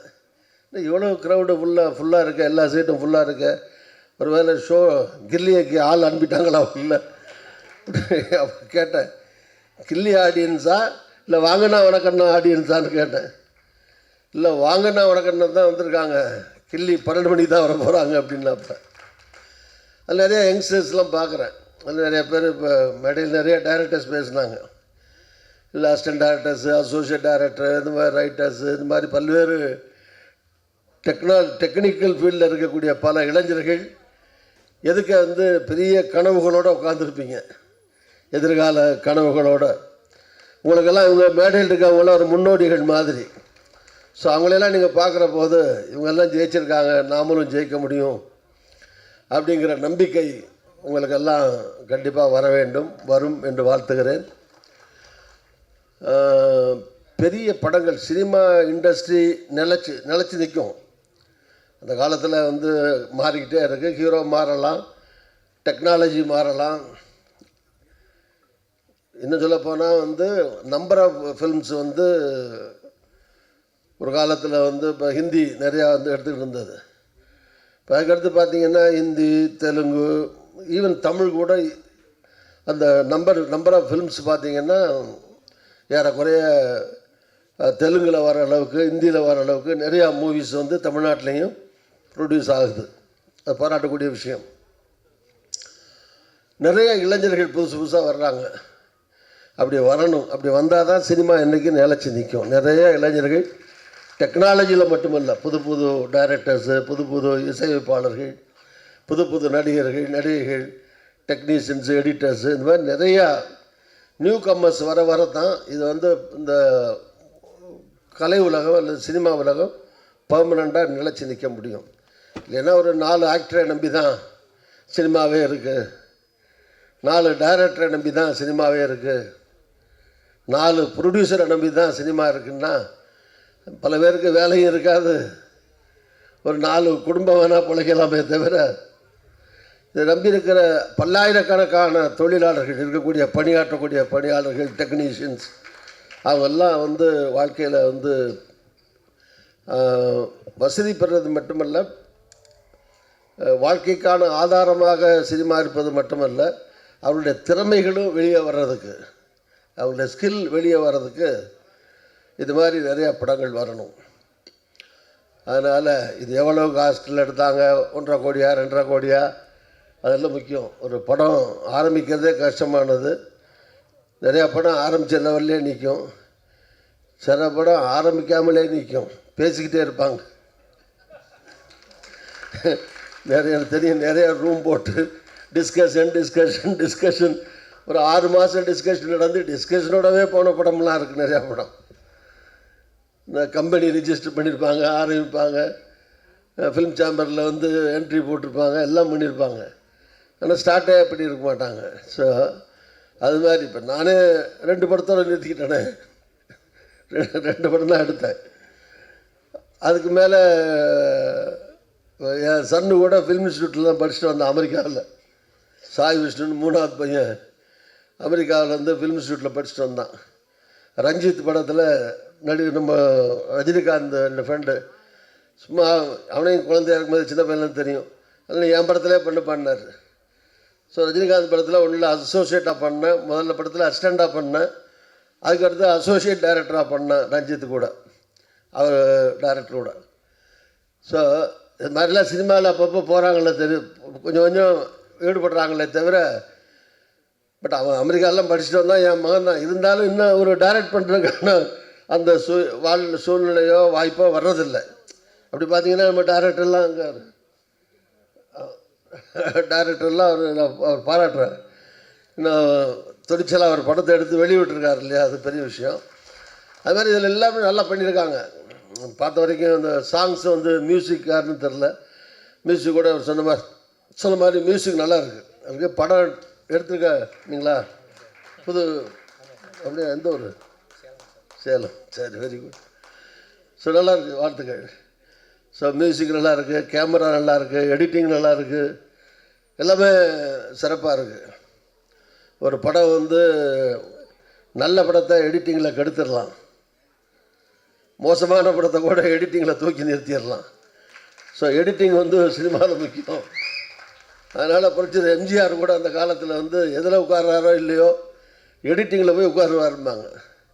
அவர் ஒவ்வொரு ஃபுட்டேஜும் புரட்சி எம்ஜிஆர் அவர் பார்க்காம அவர் எடிட் பண்ணாமல் வராதும்பாங்க. இவர் சொல்கிற த பெஸ்ட் எடிட்டர்ஸ்னு புரட்சி எம்ஜிஆருக்கு பேர் உண்டு.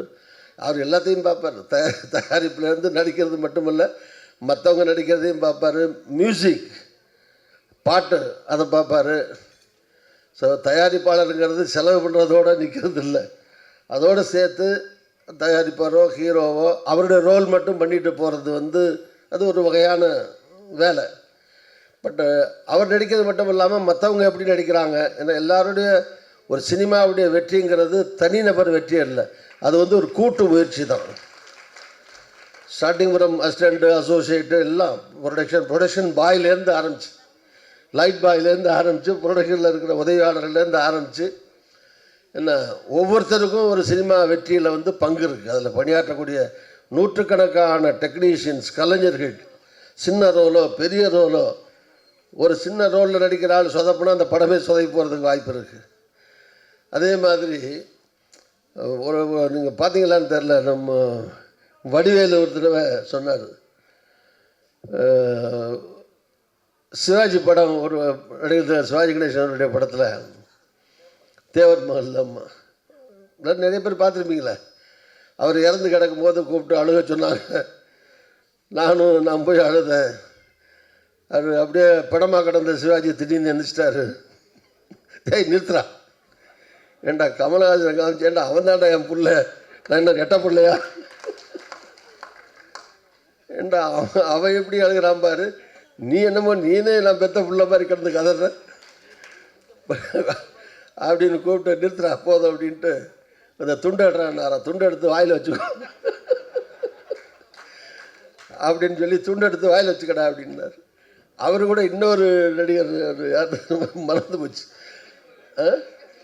சங்கிலி முருகன், அவர் சொன்னார், அவர் எனக்காக துண்டு, சங்கிலி முருகனுக்கு வேட்டி, நீ ஆனால் அவர் இவரோட கூட அழுதுருக்கார், நீ வேட்டியை வாயில் வச்சுக்கடா அப்படின்ட்டாரா சிவாஜி. அது மாதிரி அவர் படமாக படுத்து கிடக்கிற போது சிவாஜி மற்றவங்க எப்படி ஆக்ட் பண்ணுறாங்கன்னு கவனிச்சுட்டே இருந்திருக்காரு. ஸோ அதுதான் அந்த மூவியினுடைய, அது பிடிக்கும். பாரதி ராஜா டைரக்ஷன் வேறு. ஸோ அதனால் படத்தை எது சொன்னால் எல்லாருடைய பங்கும் சேர்ந்தது தான் ஒரு சினிமாவுடைய வெற்றி என்பது. அந்த வகையில் இது எல்லாருமே மிக சிறப்பாக செய்திருக்கிறார்கள். புதுசுன்னுலாம் ஒன்றும் கிடையாது, என்ன புதுசு, எல்லாருமே ஒரு காலத்தில் புதுசாக இருந்தானே வந்திருக்காங்க. ஃபஸ்ட்டில் வந்து 1000 கிலோமீட்டர் ஓடினாலும் ஒரு அடி எடுத்து வச்சா தானே அடுத்து போக முடியும். அதனால் முதல் அடிங்கிறதா எல்லாருக்கும் முதல் அடி தான். எவ்வளோ பெரிய ரன்னிங் ரேஸில் கோல்டு மெடலிஸ்ட்டும் ஒரு அடி எடுத்து வச்சு தான் ஓடி இருப்பார். அதனால் அந்த முதல் அடியை துணிச்சலோட, தைரியமோட, நம்பிக்கையோட எடுத்து வைக்கிறது தான் முக்கியமான விஷயம். இந்த குறிப்பாக லேடிஸ்லாம் ப்ரொடியூசராக வர்றது பாராட்டக்கூடிய விஷயம். நிறையா ஒரு 4-5 பேர் ப்ரொடியூசர் இருக்கீங்கன்னு நினைக்கிறேன், இல்லை தெரில எனக்கு. பட் வித் ஆல் ஃப்ரெண்ட்ஸ் கோஆப்ரேஷனோட நீங்கள் வந்து எல்லாம் தொடங்கியிருக்கீங்க. ஹீரோ நல்லா பண்ணியிருக்காரு, அவருக்கும் வாழ்த்துக்கள், பாராட்டுகள். அவர் ஒன்றும் புது ஹீரோ மாதிரி தெரில, நிறையா படம் நடித்த ஹீரோ மாதிரி தான் நல்லா நடிச்சிருக்காரு. அதனால் இப்போல்லாம் வந்து அது ஒரு காலத்தில் ஹீரோன்னா ரொம்ப அழகாக இருக்கணும். இவர் அழகாக தான் இருக்கார், அது இவருக்காக சொல்லலை. ஆனால் அழகாக தான் இருக்கணும்னு அவசியம் இல்லை. அது ஹீரோயின் அதே மாதிரி ரொம்ப அழகாக தான் இருக்கணும்னு அவசியம் கிடையாது. ஆனால் எல்லோரும் நல்லா தான் இருக்காங்க. அதான் இவங்கள நான் குறைச்சி சொல்கிறேன்னு நினைக்காதீங்க, ஃபீல்டு சொல்கிறேன். அந்த காலத்தில் எம்ஜிஆர் மாதிரி இருக்கணும், சிவாஜி மாதிரி இருக்கணும், தியாகராஜ பகதூர் மாதிரி இருக்கணும், அவர் மாதிரி சிவப்பாக இருக்கணும், அவர் மாதிரி பாட்டு பாடணும், பியு சின்னப்பா மாதிரி சண்டை போடணும். அந்த காலம்லாம் போயிடுச்சு, இப்போ கிடையாது. யாரை வேணாலும் நல்ல கேமரா மட்டும் இருந்தால் தான் யாரை வேணாலும் அழகாக காமிக்கலாம் இல்லையா? எந்த ஆங்கிளில் காமிச்சா நல்லா இருக்க வர அந்த ஆங்கிளில் காமிச்சாங்கன்னா யார் வேணாலும் அழகாக இருப்பாங்க. அதனால் இதெல்லாம் வந்து சாதாரணமாக யார் வேணாலும் நடிக்கலாம். மனுஷன், நான் ஷேக்ஸ்பியர் சொன்ன மாதிரி உலகமே ஒரு நாடக மேடை இல்லை, எல்லா மனுஷனுமே நடிகர்கள் தான். உலகத்தில் பிறந்த ஒவ்வொருத்தனும் நடிகர் தான். எல்லாருக்குள்ளேயும் ஒரு திறமை இருக்கும். அவங்க வாய்ப்பு கிடைக்கிற போது அவங்க பெரிய ஆளாக ஆகிறாங்க. ரிப்பீட்டடாக கிடைச்சா ரிப்பீட்டடாக பெரிய ஆளாக வர்றாங்க, அவ்வளோதான். அதான் எல்லாருக்குள்ளேயுமே நடிப்பு ஆற்றல் மனுஷன் இருக்குது. எல்லோரும் நடிச்சுக்கிட்டு தானே இருக்குது. வீட்டில் பொண்டாட்டி புருஷன் நடிக்கிறாங்க, புருஷன் பொண்டாட்டி நடிக்கிறான், அப்பா பிள்ளைட்டு நடிக்கிறான், புள்ள அப்பாட்டு நடிக்கிறான் இல்லையா, நண்பர்கிட்ட நடிக்கிறான். ஸோ வாழ்க்கையில் தினமும் அதான் ஷேக்ஸ்பியர் சொன்னார், உலகம் நாடக மேடை, அதில் ஒவ்வொருத்தரும் நடிகர்கள், ஒவ்வொருத்தரும் ஒரு ரோல், அவங்க என்ன ரோல் பண்ணுறோமோ அதை ஒவ்வொருத்தரும் ஒரு ரோல் பண்ணுறாங்க. சினிமாவும் எல்லோரும் நடிகர்கள் தான், அரசியல்லையும் எல்லோரும் நடிகர்கள் தான். எல்லோரும் என்ன நடிக்காதவன் எவனுமே கிடையாது, எனக்கு தெரியும். உங்களுடைய அரசியலே சொல்கிறேன். என்ன யோக்கியனா ரொம்ப வேஷம் போடுறவன் சில நேரத்தில் அயோக்கியனாக இருக்கான், அயோக்கியனா வேஷம் போடுற அரசியலில் சில நேரத்தில் நல்லவனாக இருக்கான். ஸோ எல்லாத்துலேயும் அயோக்கியன் நல்லவன் கெட்டவன் எல்லாத்துலேயும் இருக்காங்க. அது மாதிரி சினிமாவிலையும் சரி அரசியல்லையும் சரி இருக்காங்க எல்லோரும். ஏன்னா மக்களும் அப்படி தான் இருக்காங்க. மக்களுக்குள்ளேயும் மக்களுடைய பிரதிநிதிகள் தானே நம்ம அரசியல் யோதியோ சினிமாக்களோ. நீங்கள் 500 ரூபா கொடுத்தா தான் ஓட்டு போட்டு மக்கள் இப்படி கெட்டு போயிருந்தா அப்புறம் அரசியல்வாதி நல்லவன் எப்படி வருவான்? 500 ரூபாய்க்கு 1000 ரூபாய்க்கு ஓட்டுக்கு காசு விரட்டி கேட்குறானுங்க. இப்போல்லாம் விட்டு போயிட்டா கூட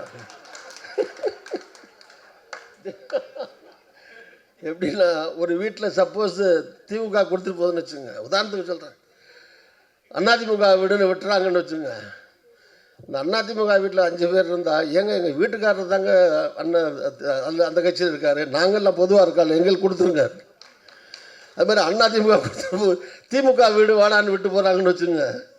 எங்கள் வீட்டுக்காரர் தாங்க அதிமுக கிளை செயலாளர், நாங்கள்லாம் பொது தான், எங்களுக்கு 4 பேருக்கு கொடுத்துட்டு போயிருங்க. அதே மாதிரி 2 கட்சி சொல்கிறதுனால மற்ற கட்சி கோச்ச அவங்க 2 பேரும் கோச்சக்கூடாது. காங்கிரஸ், பிஜேபி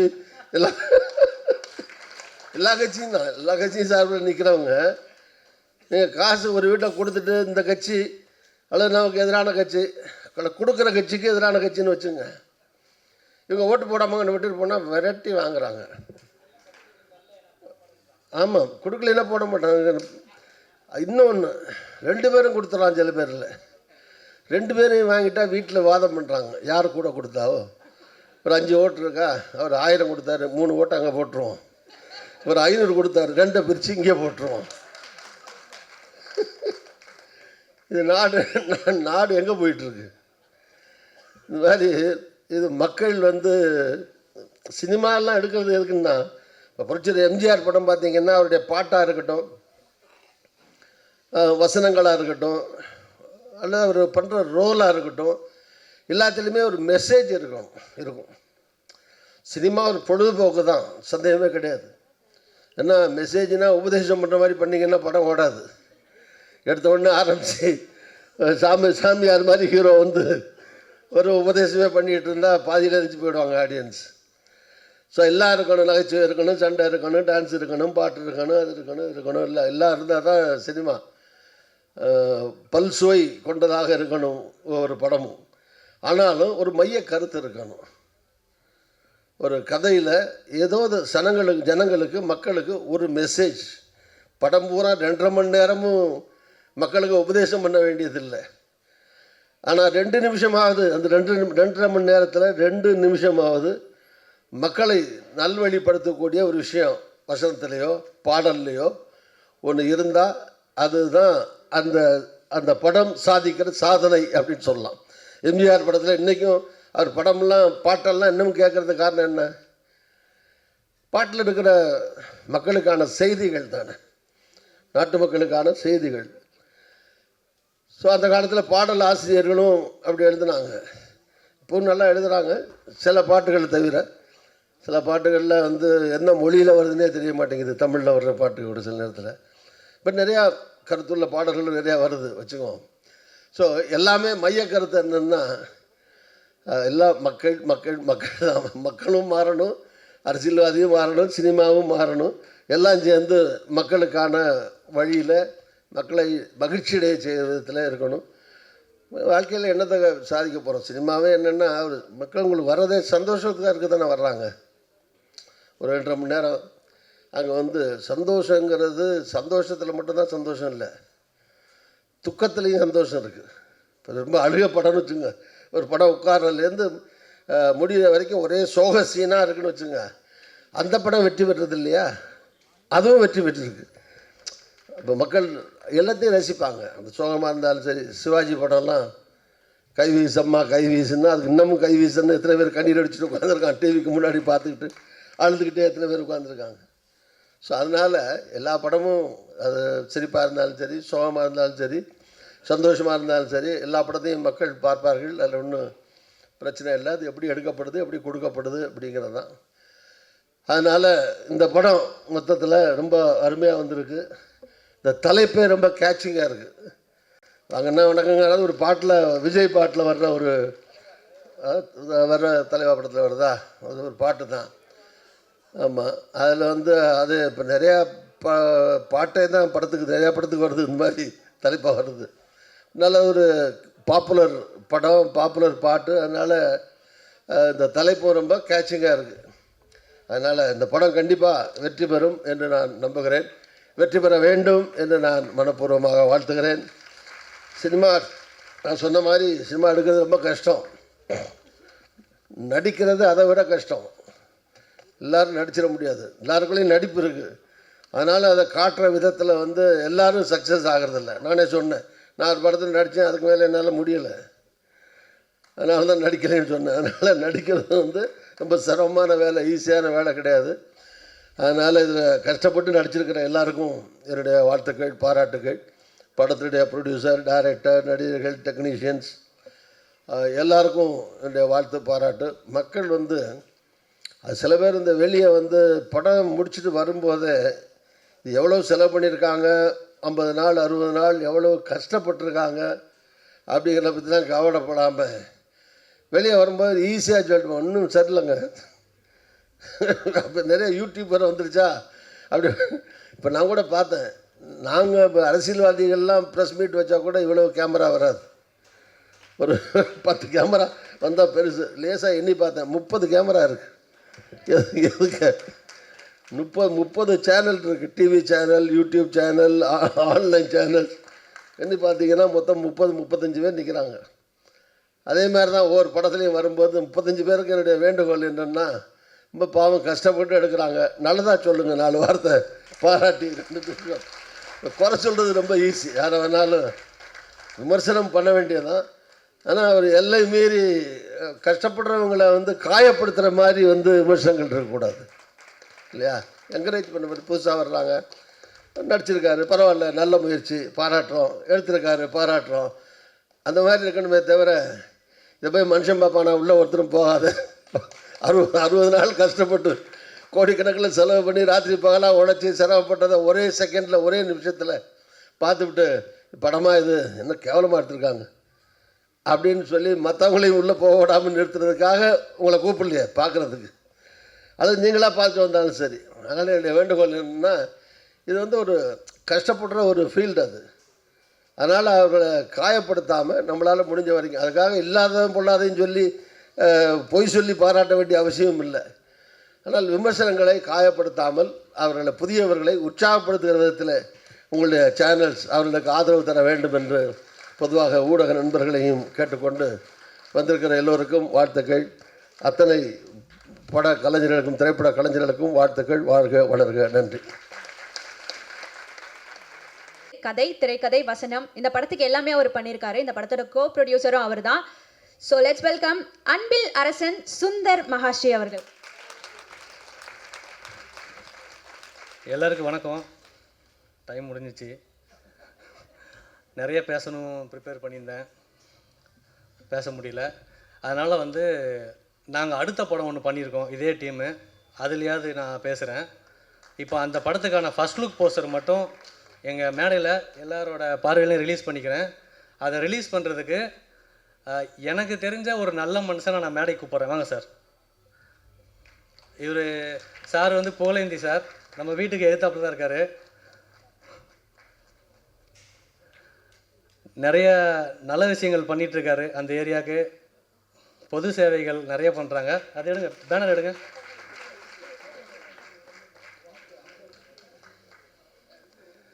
அதனால் அவர் கையில் அந்த ஃபஸ்ட் லுக் ரிலீஸ் ஆனால் நான் ரொம்ப சந்தோஷப்படுவேன்.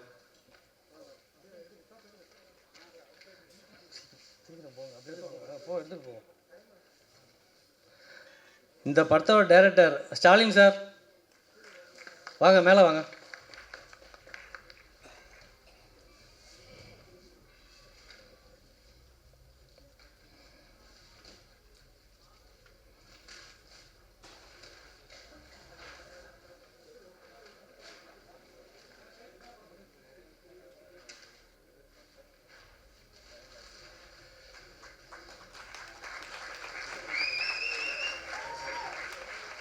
இந்த படத்தோட ப்ரொடியூசர் சையது சார், மேலே வாங்க சார். மியூசிக் டைரக்டர் சதீஷ்குமார், வாடா சிட்டா பறந்து வா. அந்த பேனரில் இருக்கிறேன்.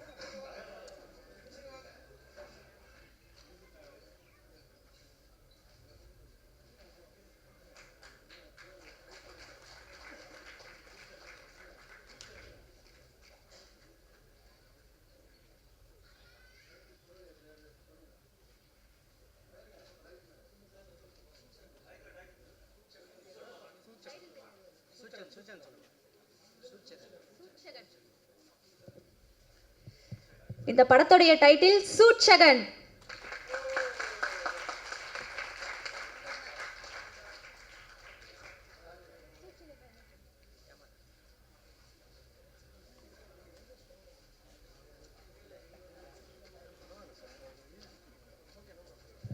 நன்றி சார், நன்றி.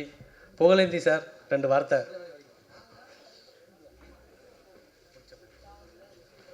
இந்த நல்லதொரு விழாவிற்கு அதிர்ச்சியாக என்னையும் சிறப்பு அழைப்பாளராக அழைத்த அன்பு தம்பி சுந்தரவர்களுக்கு நன்றி. நான் அண்ணன் திருநாகேசன் அவர்களை சின்ன வயதிலிருந்தே பார்க்கிறேன். ஏன்னா எங்கள் அப்பா எம்ஜிஆர் கூட இருந்தவர், அதனால் சின்ன வயசுலேருந்தே பார்க்குறேன். அவரோட இன்றைக்கும் அன்றைக்கி இப்போ நான் மீட்டிங் கூப்பிட்டு போவார், 6 மணி நேரத்தில் ரெடியாக வருவார். அப்படியே இருக்கார். நாங்கள் தான் எங்களுக்கு தான் வயசாகிடுச்சு. அதனால் இது மாதிரி ஒரு நல்ல மனிதர் இந்த நிகழ்ச்சிக்கு எல்லாரையும் பாராட்டியிருக்கார், நிகழ்ச்சி சக்ஸஸ் ஆகணும்னு சொல்லியிருக்காருன்னா இதுவே பெரிய வெற்றி இந்த படத்துக்கு. அதனால் அடுத்த படமும் இன்னும் சிறப்பாக இந்த தம்பி மாதிரி இளைஞர்கள் இந்த திரையுலகத்தை ஒரு பெரிய ஜாம்பவான்களாக வரணும். எப்படி ரஜினி சார் அன்றைக்கி வந்தாரோ, எப்படி ஒரு அஜித் சார் அன்றைக்கி வந்தாரோ, அது மாதிரி இவங்களும் பெரிய ஆளாக வரணும். அதனால் இந்த குழு சிறப்பாக வெற்றி அடைறதுக்கு இந்த இறைவனை எல்லாம் உள்ள இறைவனை வேண்டிக்கிறேன். நன்றி, வணக்கம்.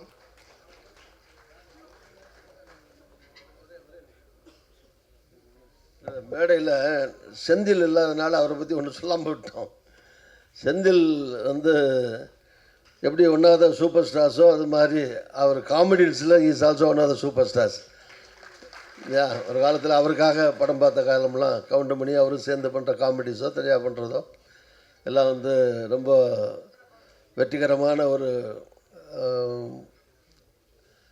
நடிகராக இருந்தார். எனக்கு சொந்தக்காரரும் கூட அவர் இளஞ்சம்பூர் தான் அவர் சொந்த ஊர். அதனால் அவங்க ஃபேமிலியாக தெரியாமல் ஊருக்கே போயிருக்கேன், வீட்டுக்கு போயிருக்கேன். எனக்கு ரிலேட்டிவ் கூட அவர். ஸோ அவர் இங்கே இல்லை. அவர் இருந்தாலும் அவருக்கு என்னுடைய மனப்பூர்வமான வாழ்த்துக்களை, பாராட்டுக்களை. செந்தில் அவருக்கும் நடிச்சிருக்கேன். படம் வந்து எம்எல்ஏவே நீங்கள் எவ்வளோ மோசமாக வேணாலும் காட்டலாம், அது ஒன்றும் பிரச்சனையே கிடையாது. நல்லாவும் காட்டலாம், மோசமாகவும் காட்டலாம், ரெண்டுக்கும் உள்ள பாத்திரம் அது. அதனால் அவர் வந்து கண்டிப்பாக ரொம்ப சிறப்பாக அப்படின்னா நான் 6 தடவை எம்எல்ஏ இருந்திருக்கேன். அந்த அனுபவத்தை வச்சு சொல்கிறேன். 6 தடவை எம்எல்ஏ தொடர்ச்சியாக ஒரே தொகுதியில். இப்போ என் மகன் வேறு எம்எல்ஏ. அதே நான் 6 தடவை ஜெயிச்சதுல என் பையன் ராமச்சந்திரன், எம்ஜிஆர் பேர் தான் வச்சேன் ராமச்சந்திரன், அவனும் எம்எல்ஏ இருக்காப்புல. அதனால் ஒன்றும் பிரச்சனை இல்லை. அதனால் எல்லாத்துக்கும் ஒரு வாய்ப்புள்ள பாத்திரம் தான் அந்த எம்எல்ஏ பாத்திரம். நீங்கள் வில்லனை காட்டலாம், காமெடியனை காட்டலாம், நல்லவனை காட்டலாம், கெட்டவனை காட்டலாம், எப்படி ஆளாலும் காட்டலாம். அதில் அந்த மாதிரி எல்லாத்துலேயும் ஆள் இருக்கான் அதில் எம்எல்ஏக்குள்ளே. அதனால் அவர் சிறப்பாக கண்டிப்பாக செந்தில் பண்ணியிருப்பார்னு நினைக்கிறேன். வாழ்த்துக்கள் அவருக்கும். இன்னும் ஒரு சின்ன செய்தி, இந்த இளைஞர்கள் நிச்சயமாக இளைஞர் சமுதாயத்துக்கு ஒரு நல்ல கருத்துக்களை சொல்லிகிட்டே இருக்கணும். இதுதான் என்னோட முக்கியமான விருப்பம். Jai Hind. Thank you sir, thank you sir. ஒரு 2 நிமிஷம். நான் இந்த வாங்கண்ணா வணக்கங்கண்ணா வந்து எல்லோரும் நீங்கள் காமெடி படமாக தான் பார்க்குறீங்க. இதில் வந்து ஒரு மிகப்பெரிய கருத்து ஒன்று இருக்குது. சார் எல்லாம் சொன்னாங்க அரசியல்வாதின்னு. நான் உணர்ந்து ரொம்ப கடுப்பான ஒரு விஷயம் ரோடு எங்கேயுமே சரியில்லை. நான் உண்மையிலே வந்து ஒரு போக்குவரத்து துறை அமைச்சரை பார்க்கணுன்னு ரொம்ப நாளாக ஆசைப்பட்றேன். எந்த ரோடுமே சரியில்லை, குண்டும் குழியுமா. நாங்கள்லாம் வண்டி வச்சுருக்கிறது வந்து ஏதோ நாங்கள் 50 100க்கு பெட்ரோல் போட்டு ஓட்டுறோம். அந்த குண்டும் குழியில் ஓடும்போது 1008 நட்டு விழுந்து அது ரிப்பேர் ஆகி மெக்கானிக் செட்டும் சரியில்லை. அது கூட எனக்கு தெரில பாருங்கள். என் கஷ்டம் மட்டும் தான் எனக்கு தெரியும். ஓகே சார், நான் அதை டீட்டெயிலாக சொல்லணும்னு எனக்கு இல்லைல்ல. நான் படிச்சுட்டு தான் வந்து சொல்லணும். ஏன்னா எனக்கு வந்து என் பிரச்சனை தான் எனக்கு கண்ணுக்கு தெரியும். அதனால் ஒரு எம்எல்ஏவாக இருக்கிறவர் கடைசியில் அந்த ரோட்டில் அவரை நடக்க வச்சு இந்த ரோடு எவ்வளோ கஷ்டமாக குண்டு குழியுமாக இருக்குது பாருங்கன்னு உணர்த்துகிற படம் தான் இது. கிளைமேக்ஸில் அந்த செந்தில் சாரை ரோட்டில் வாங்க நடந்துகிட்டே பேசலாம் அப்படின்னு கூட்டு போகிற படம் தான் இது. அப்போது வந்து அந்த ரோட்டில் இருக்கிற சேரும் சகதியும் அந்த கல்லும் மண்ணும் அவர் மேலே பட்டு ஒரு சேராக நிற்பார். அப்போ தான் அவர் உணர்றாரு எம்எல்ஏ திருந்துறாருன்ற மாதிரி தான் படத்தோட லைனு. அதை வந்து எப்படி சொல்லணும்னு ஆரம்பத்துலேருந்து காமெடியாக ஒரு என்டர்டெயின்மெண்ட்டாக தான் போயிருக்கோம். அதுதான். நன்றி. எல்லோரும் இதை காமெடி படமாக மட்டும் பார்த்துடாதீங்க. இது ஒரு கடைசியில் ஒரு கருத்துள்ள படம். சார் சொன்னீங்க 2.5 மணி நேரம் படத்தில் ஒரு 2 நிமிஷம் கருத்து இருந்தால் போதும்னு. இது வந்து ஒரு 3-3.5 நிமிஷமே கருத்து இருக்குது. கடைசியில் வெளியில் போகிறப்போ உண்மையிலே நம்ம போகிற வழியெல்லாம் திரும்பி பார்க்கணும் மக்கள். அதுக்காக இந்த படத்தை எடுத்திருக்கோம். இது வந்து சும்மா காமெடி படம் மட்டும் இல்லை, இதுக்கப்புறம் கருத்துள்ள படம் நிறைய இருக்குது. எங்களை ப்ரொடியூசர்ஸ் யாரும் நம்ப மாட்டேன்றாங்க. ஏன்னா புது டீமு பெரிய கருத்துள்ள படம் எப்படி பண்ணுவீங்க அப்படின்னு. அதுக்கான சின்ன ஒரு ஊருக்காக தான் இந்த படம். அடுத்து பெரிய பெரிய கதைகள்லாம் இருக்குது. எனக்கு பின்னாடியும் எனக்கு முன்னாடியும் நிறைய டேரக்டர்ஸ் இருக்காங்க. அவங்களுக்கெல்லாம் வாய்ப்பு கிடைக்கணும், எனக்கும் வாய்ப்பு கிடைக்கணும். நன்றி. இந்த விழாவுக்கு வந்த எல்லாருமே நன்றி. அழைத்து வந்த விருந்தாளிகளுக்கு நன்றி, அழைக்காமல் வந்த விருந்தாளிகள் நன்றி. Thank you sir. கடைசியாக ஒரே ஒரு சின்ன ஹெல்ப், எல்லாரும் மேனேஜர் சார் உங்கள்கிட்ட மெயினாக கேட்டுக்கிறேன். எங்கள் ஹீரோயினி மட்டும் 2 வார்த்தை பேசிக்கிட்டோம். அவங்களாம் புதுமுகம், அவங்கள நம்ம எல்லாம் சேர்ந்தா வளர்த்துக்கணும். சந்தியா வாங்க. அடுத்து இந்த விழா நாயகன் ஒருத்தர் இருக்கார். நான் நாயகன் இல்லை, அவர் ஒரு 2 வார்த்தை பேசுவார். அதோட எல்லாம் எந்திரிச்சு ஓடிடலாம். ஹாய், எல்லாருக்கும் வணக்கம். அண்ட் இது என்னோட ஃபர்ஸ்ட் மூவி. நான் தேங்க் பண்ணிக்கிறேன் அண்ட் ராஜ் கண்ணாயிரம் சார் அவர்களுக்கு என்னை இந்த மூவியில் செலக்ட் பண்ணதுக்கு. ஸோ சின்ன வயசுலேருந்தே வந்து Senthil and Goundamani sir comedy அந்த காம்போவில் வந்துட்டு நாங்கள்லாம் நிறைய வைப் பண்ணிகிட்டு இருந்திருக்கோம். ஸோ அவர் கூட வந்து நான் சேர்ந்து நடிப்பேன் அப்படின்ற மாதிரி நான் என்றைக்குமே நினச்சி பார்த்ததில்லை. ஸோ அந்த ஒரு மொமெண்ட்டை க்ரியேட் பண்ணி கொடுத்த சுந்தர் சார் அண்ட் ராஜ் கனாயிரம் சாருக்கு தேங்க் பண்ணிக்கிறேன். தேங்க்யூ. எல்லோரும் சப்போர்ட் பண்ணுங்கள். உங்கள் எல்லாரோட ப்ரெசன்ஸ்க்கு ரொம்ப நன்றி. தேங்க்யூ. இவரு தாங்க உண்மையான இன்னைக்கு விழா நாயகன் சார். சாங்ஸ் எல்லாம் இவர் பண்ணது தான். முதலாவது இந்த ஆண்டவருக்கு நன்றி. ஏன்னா இந்த ஸ்டேஜ் கிடைக்கிறதுன்றது ரொம்ப சாதாரண விஷயம் இல்லை.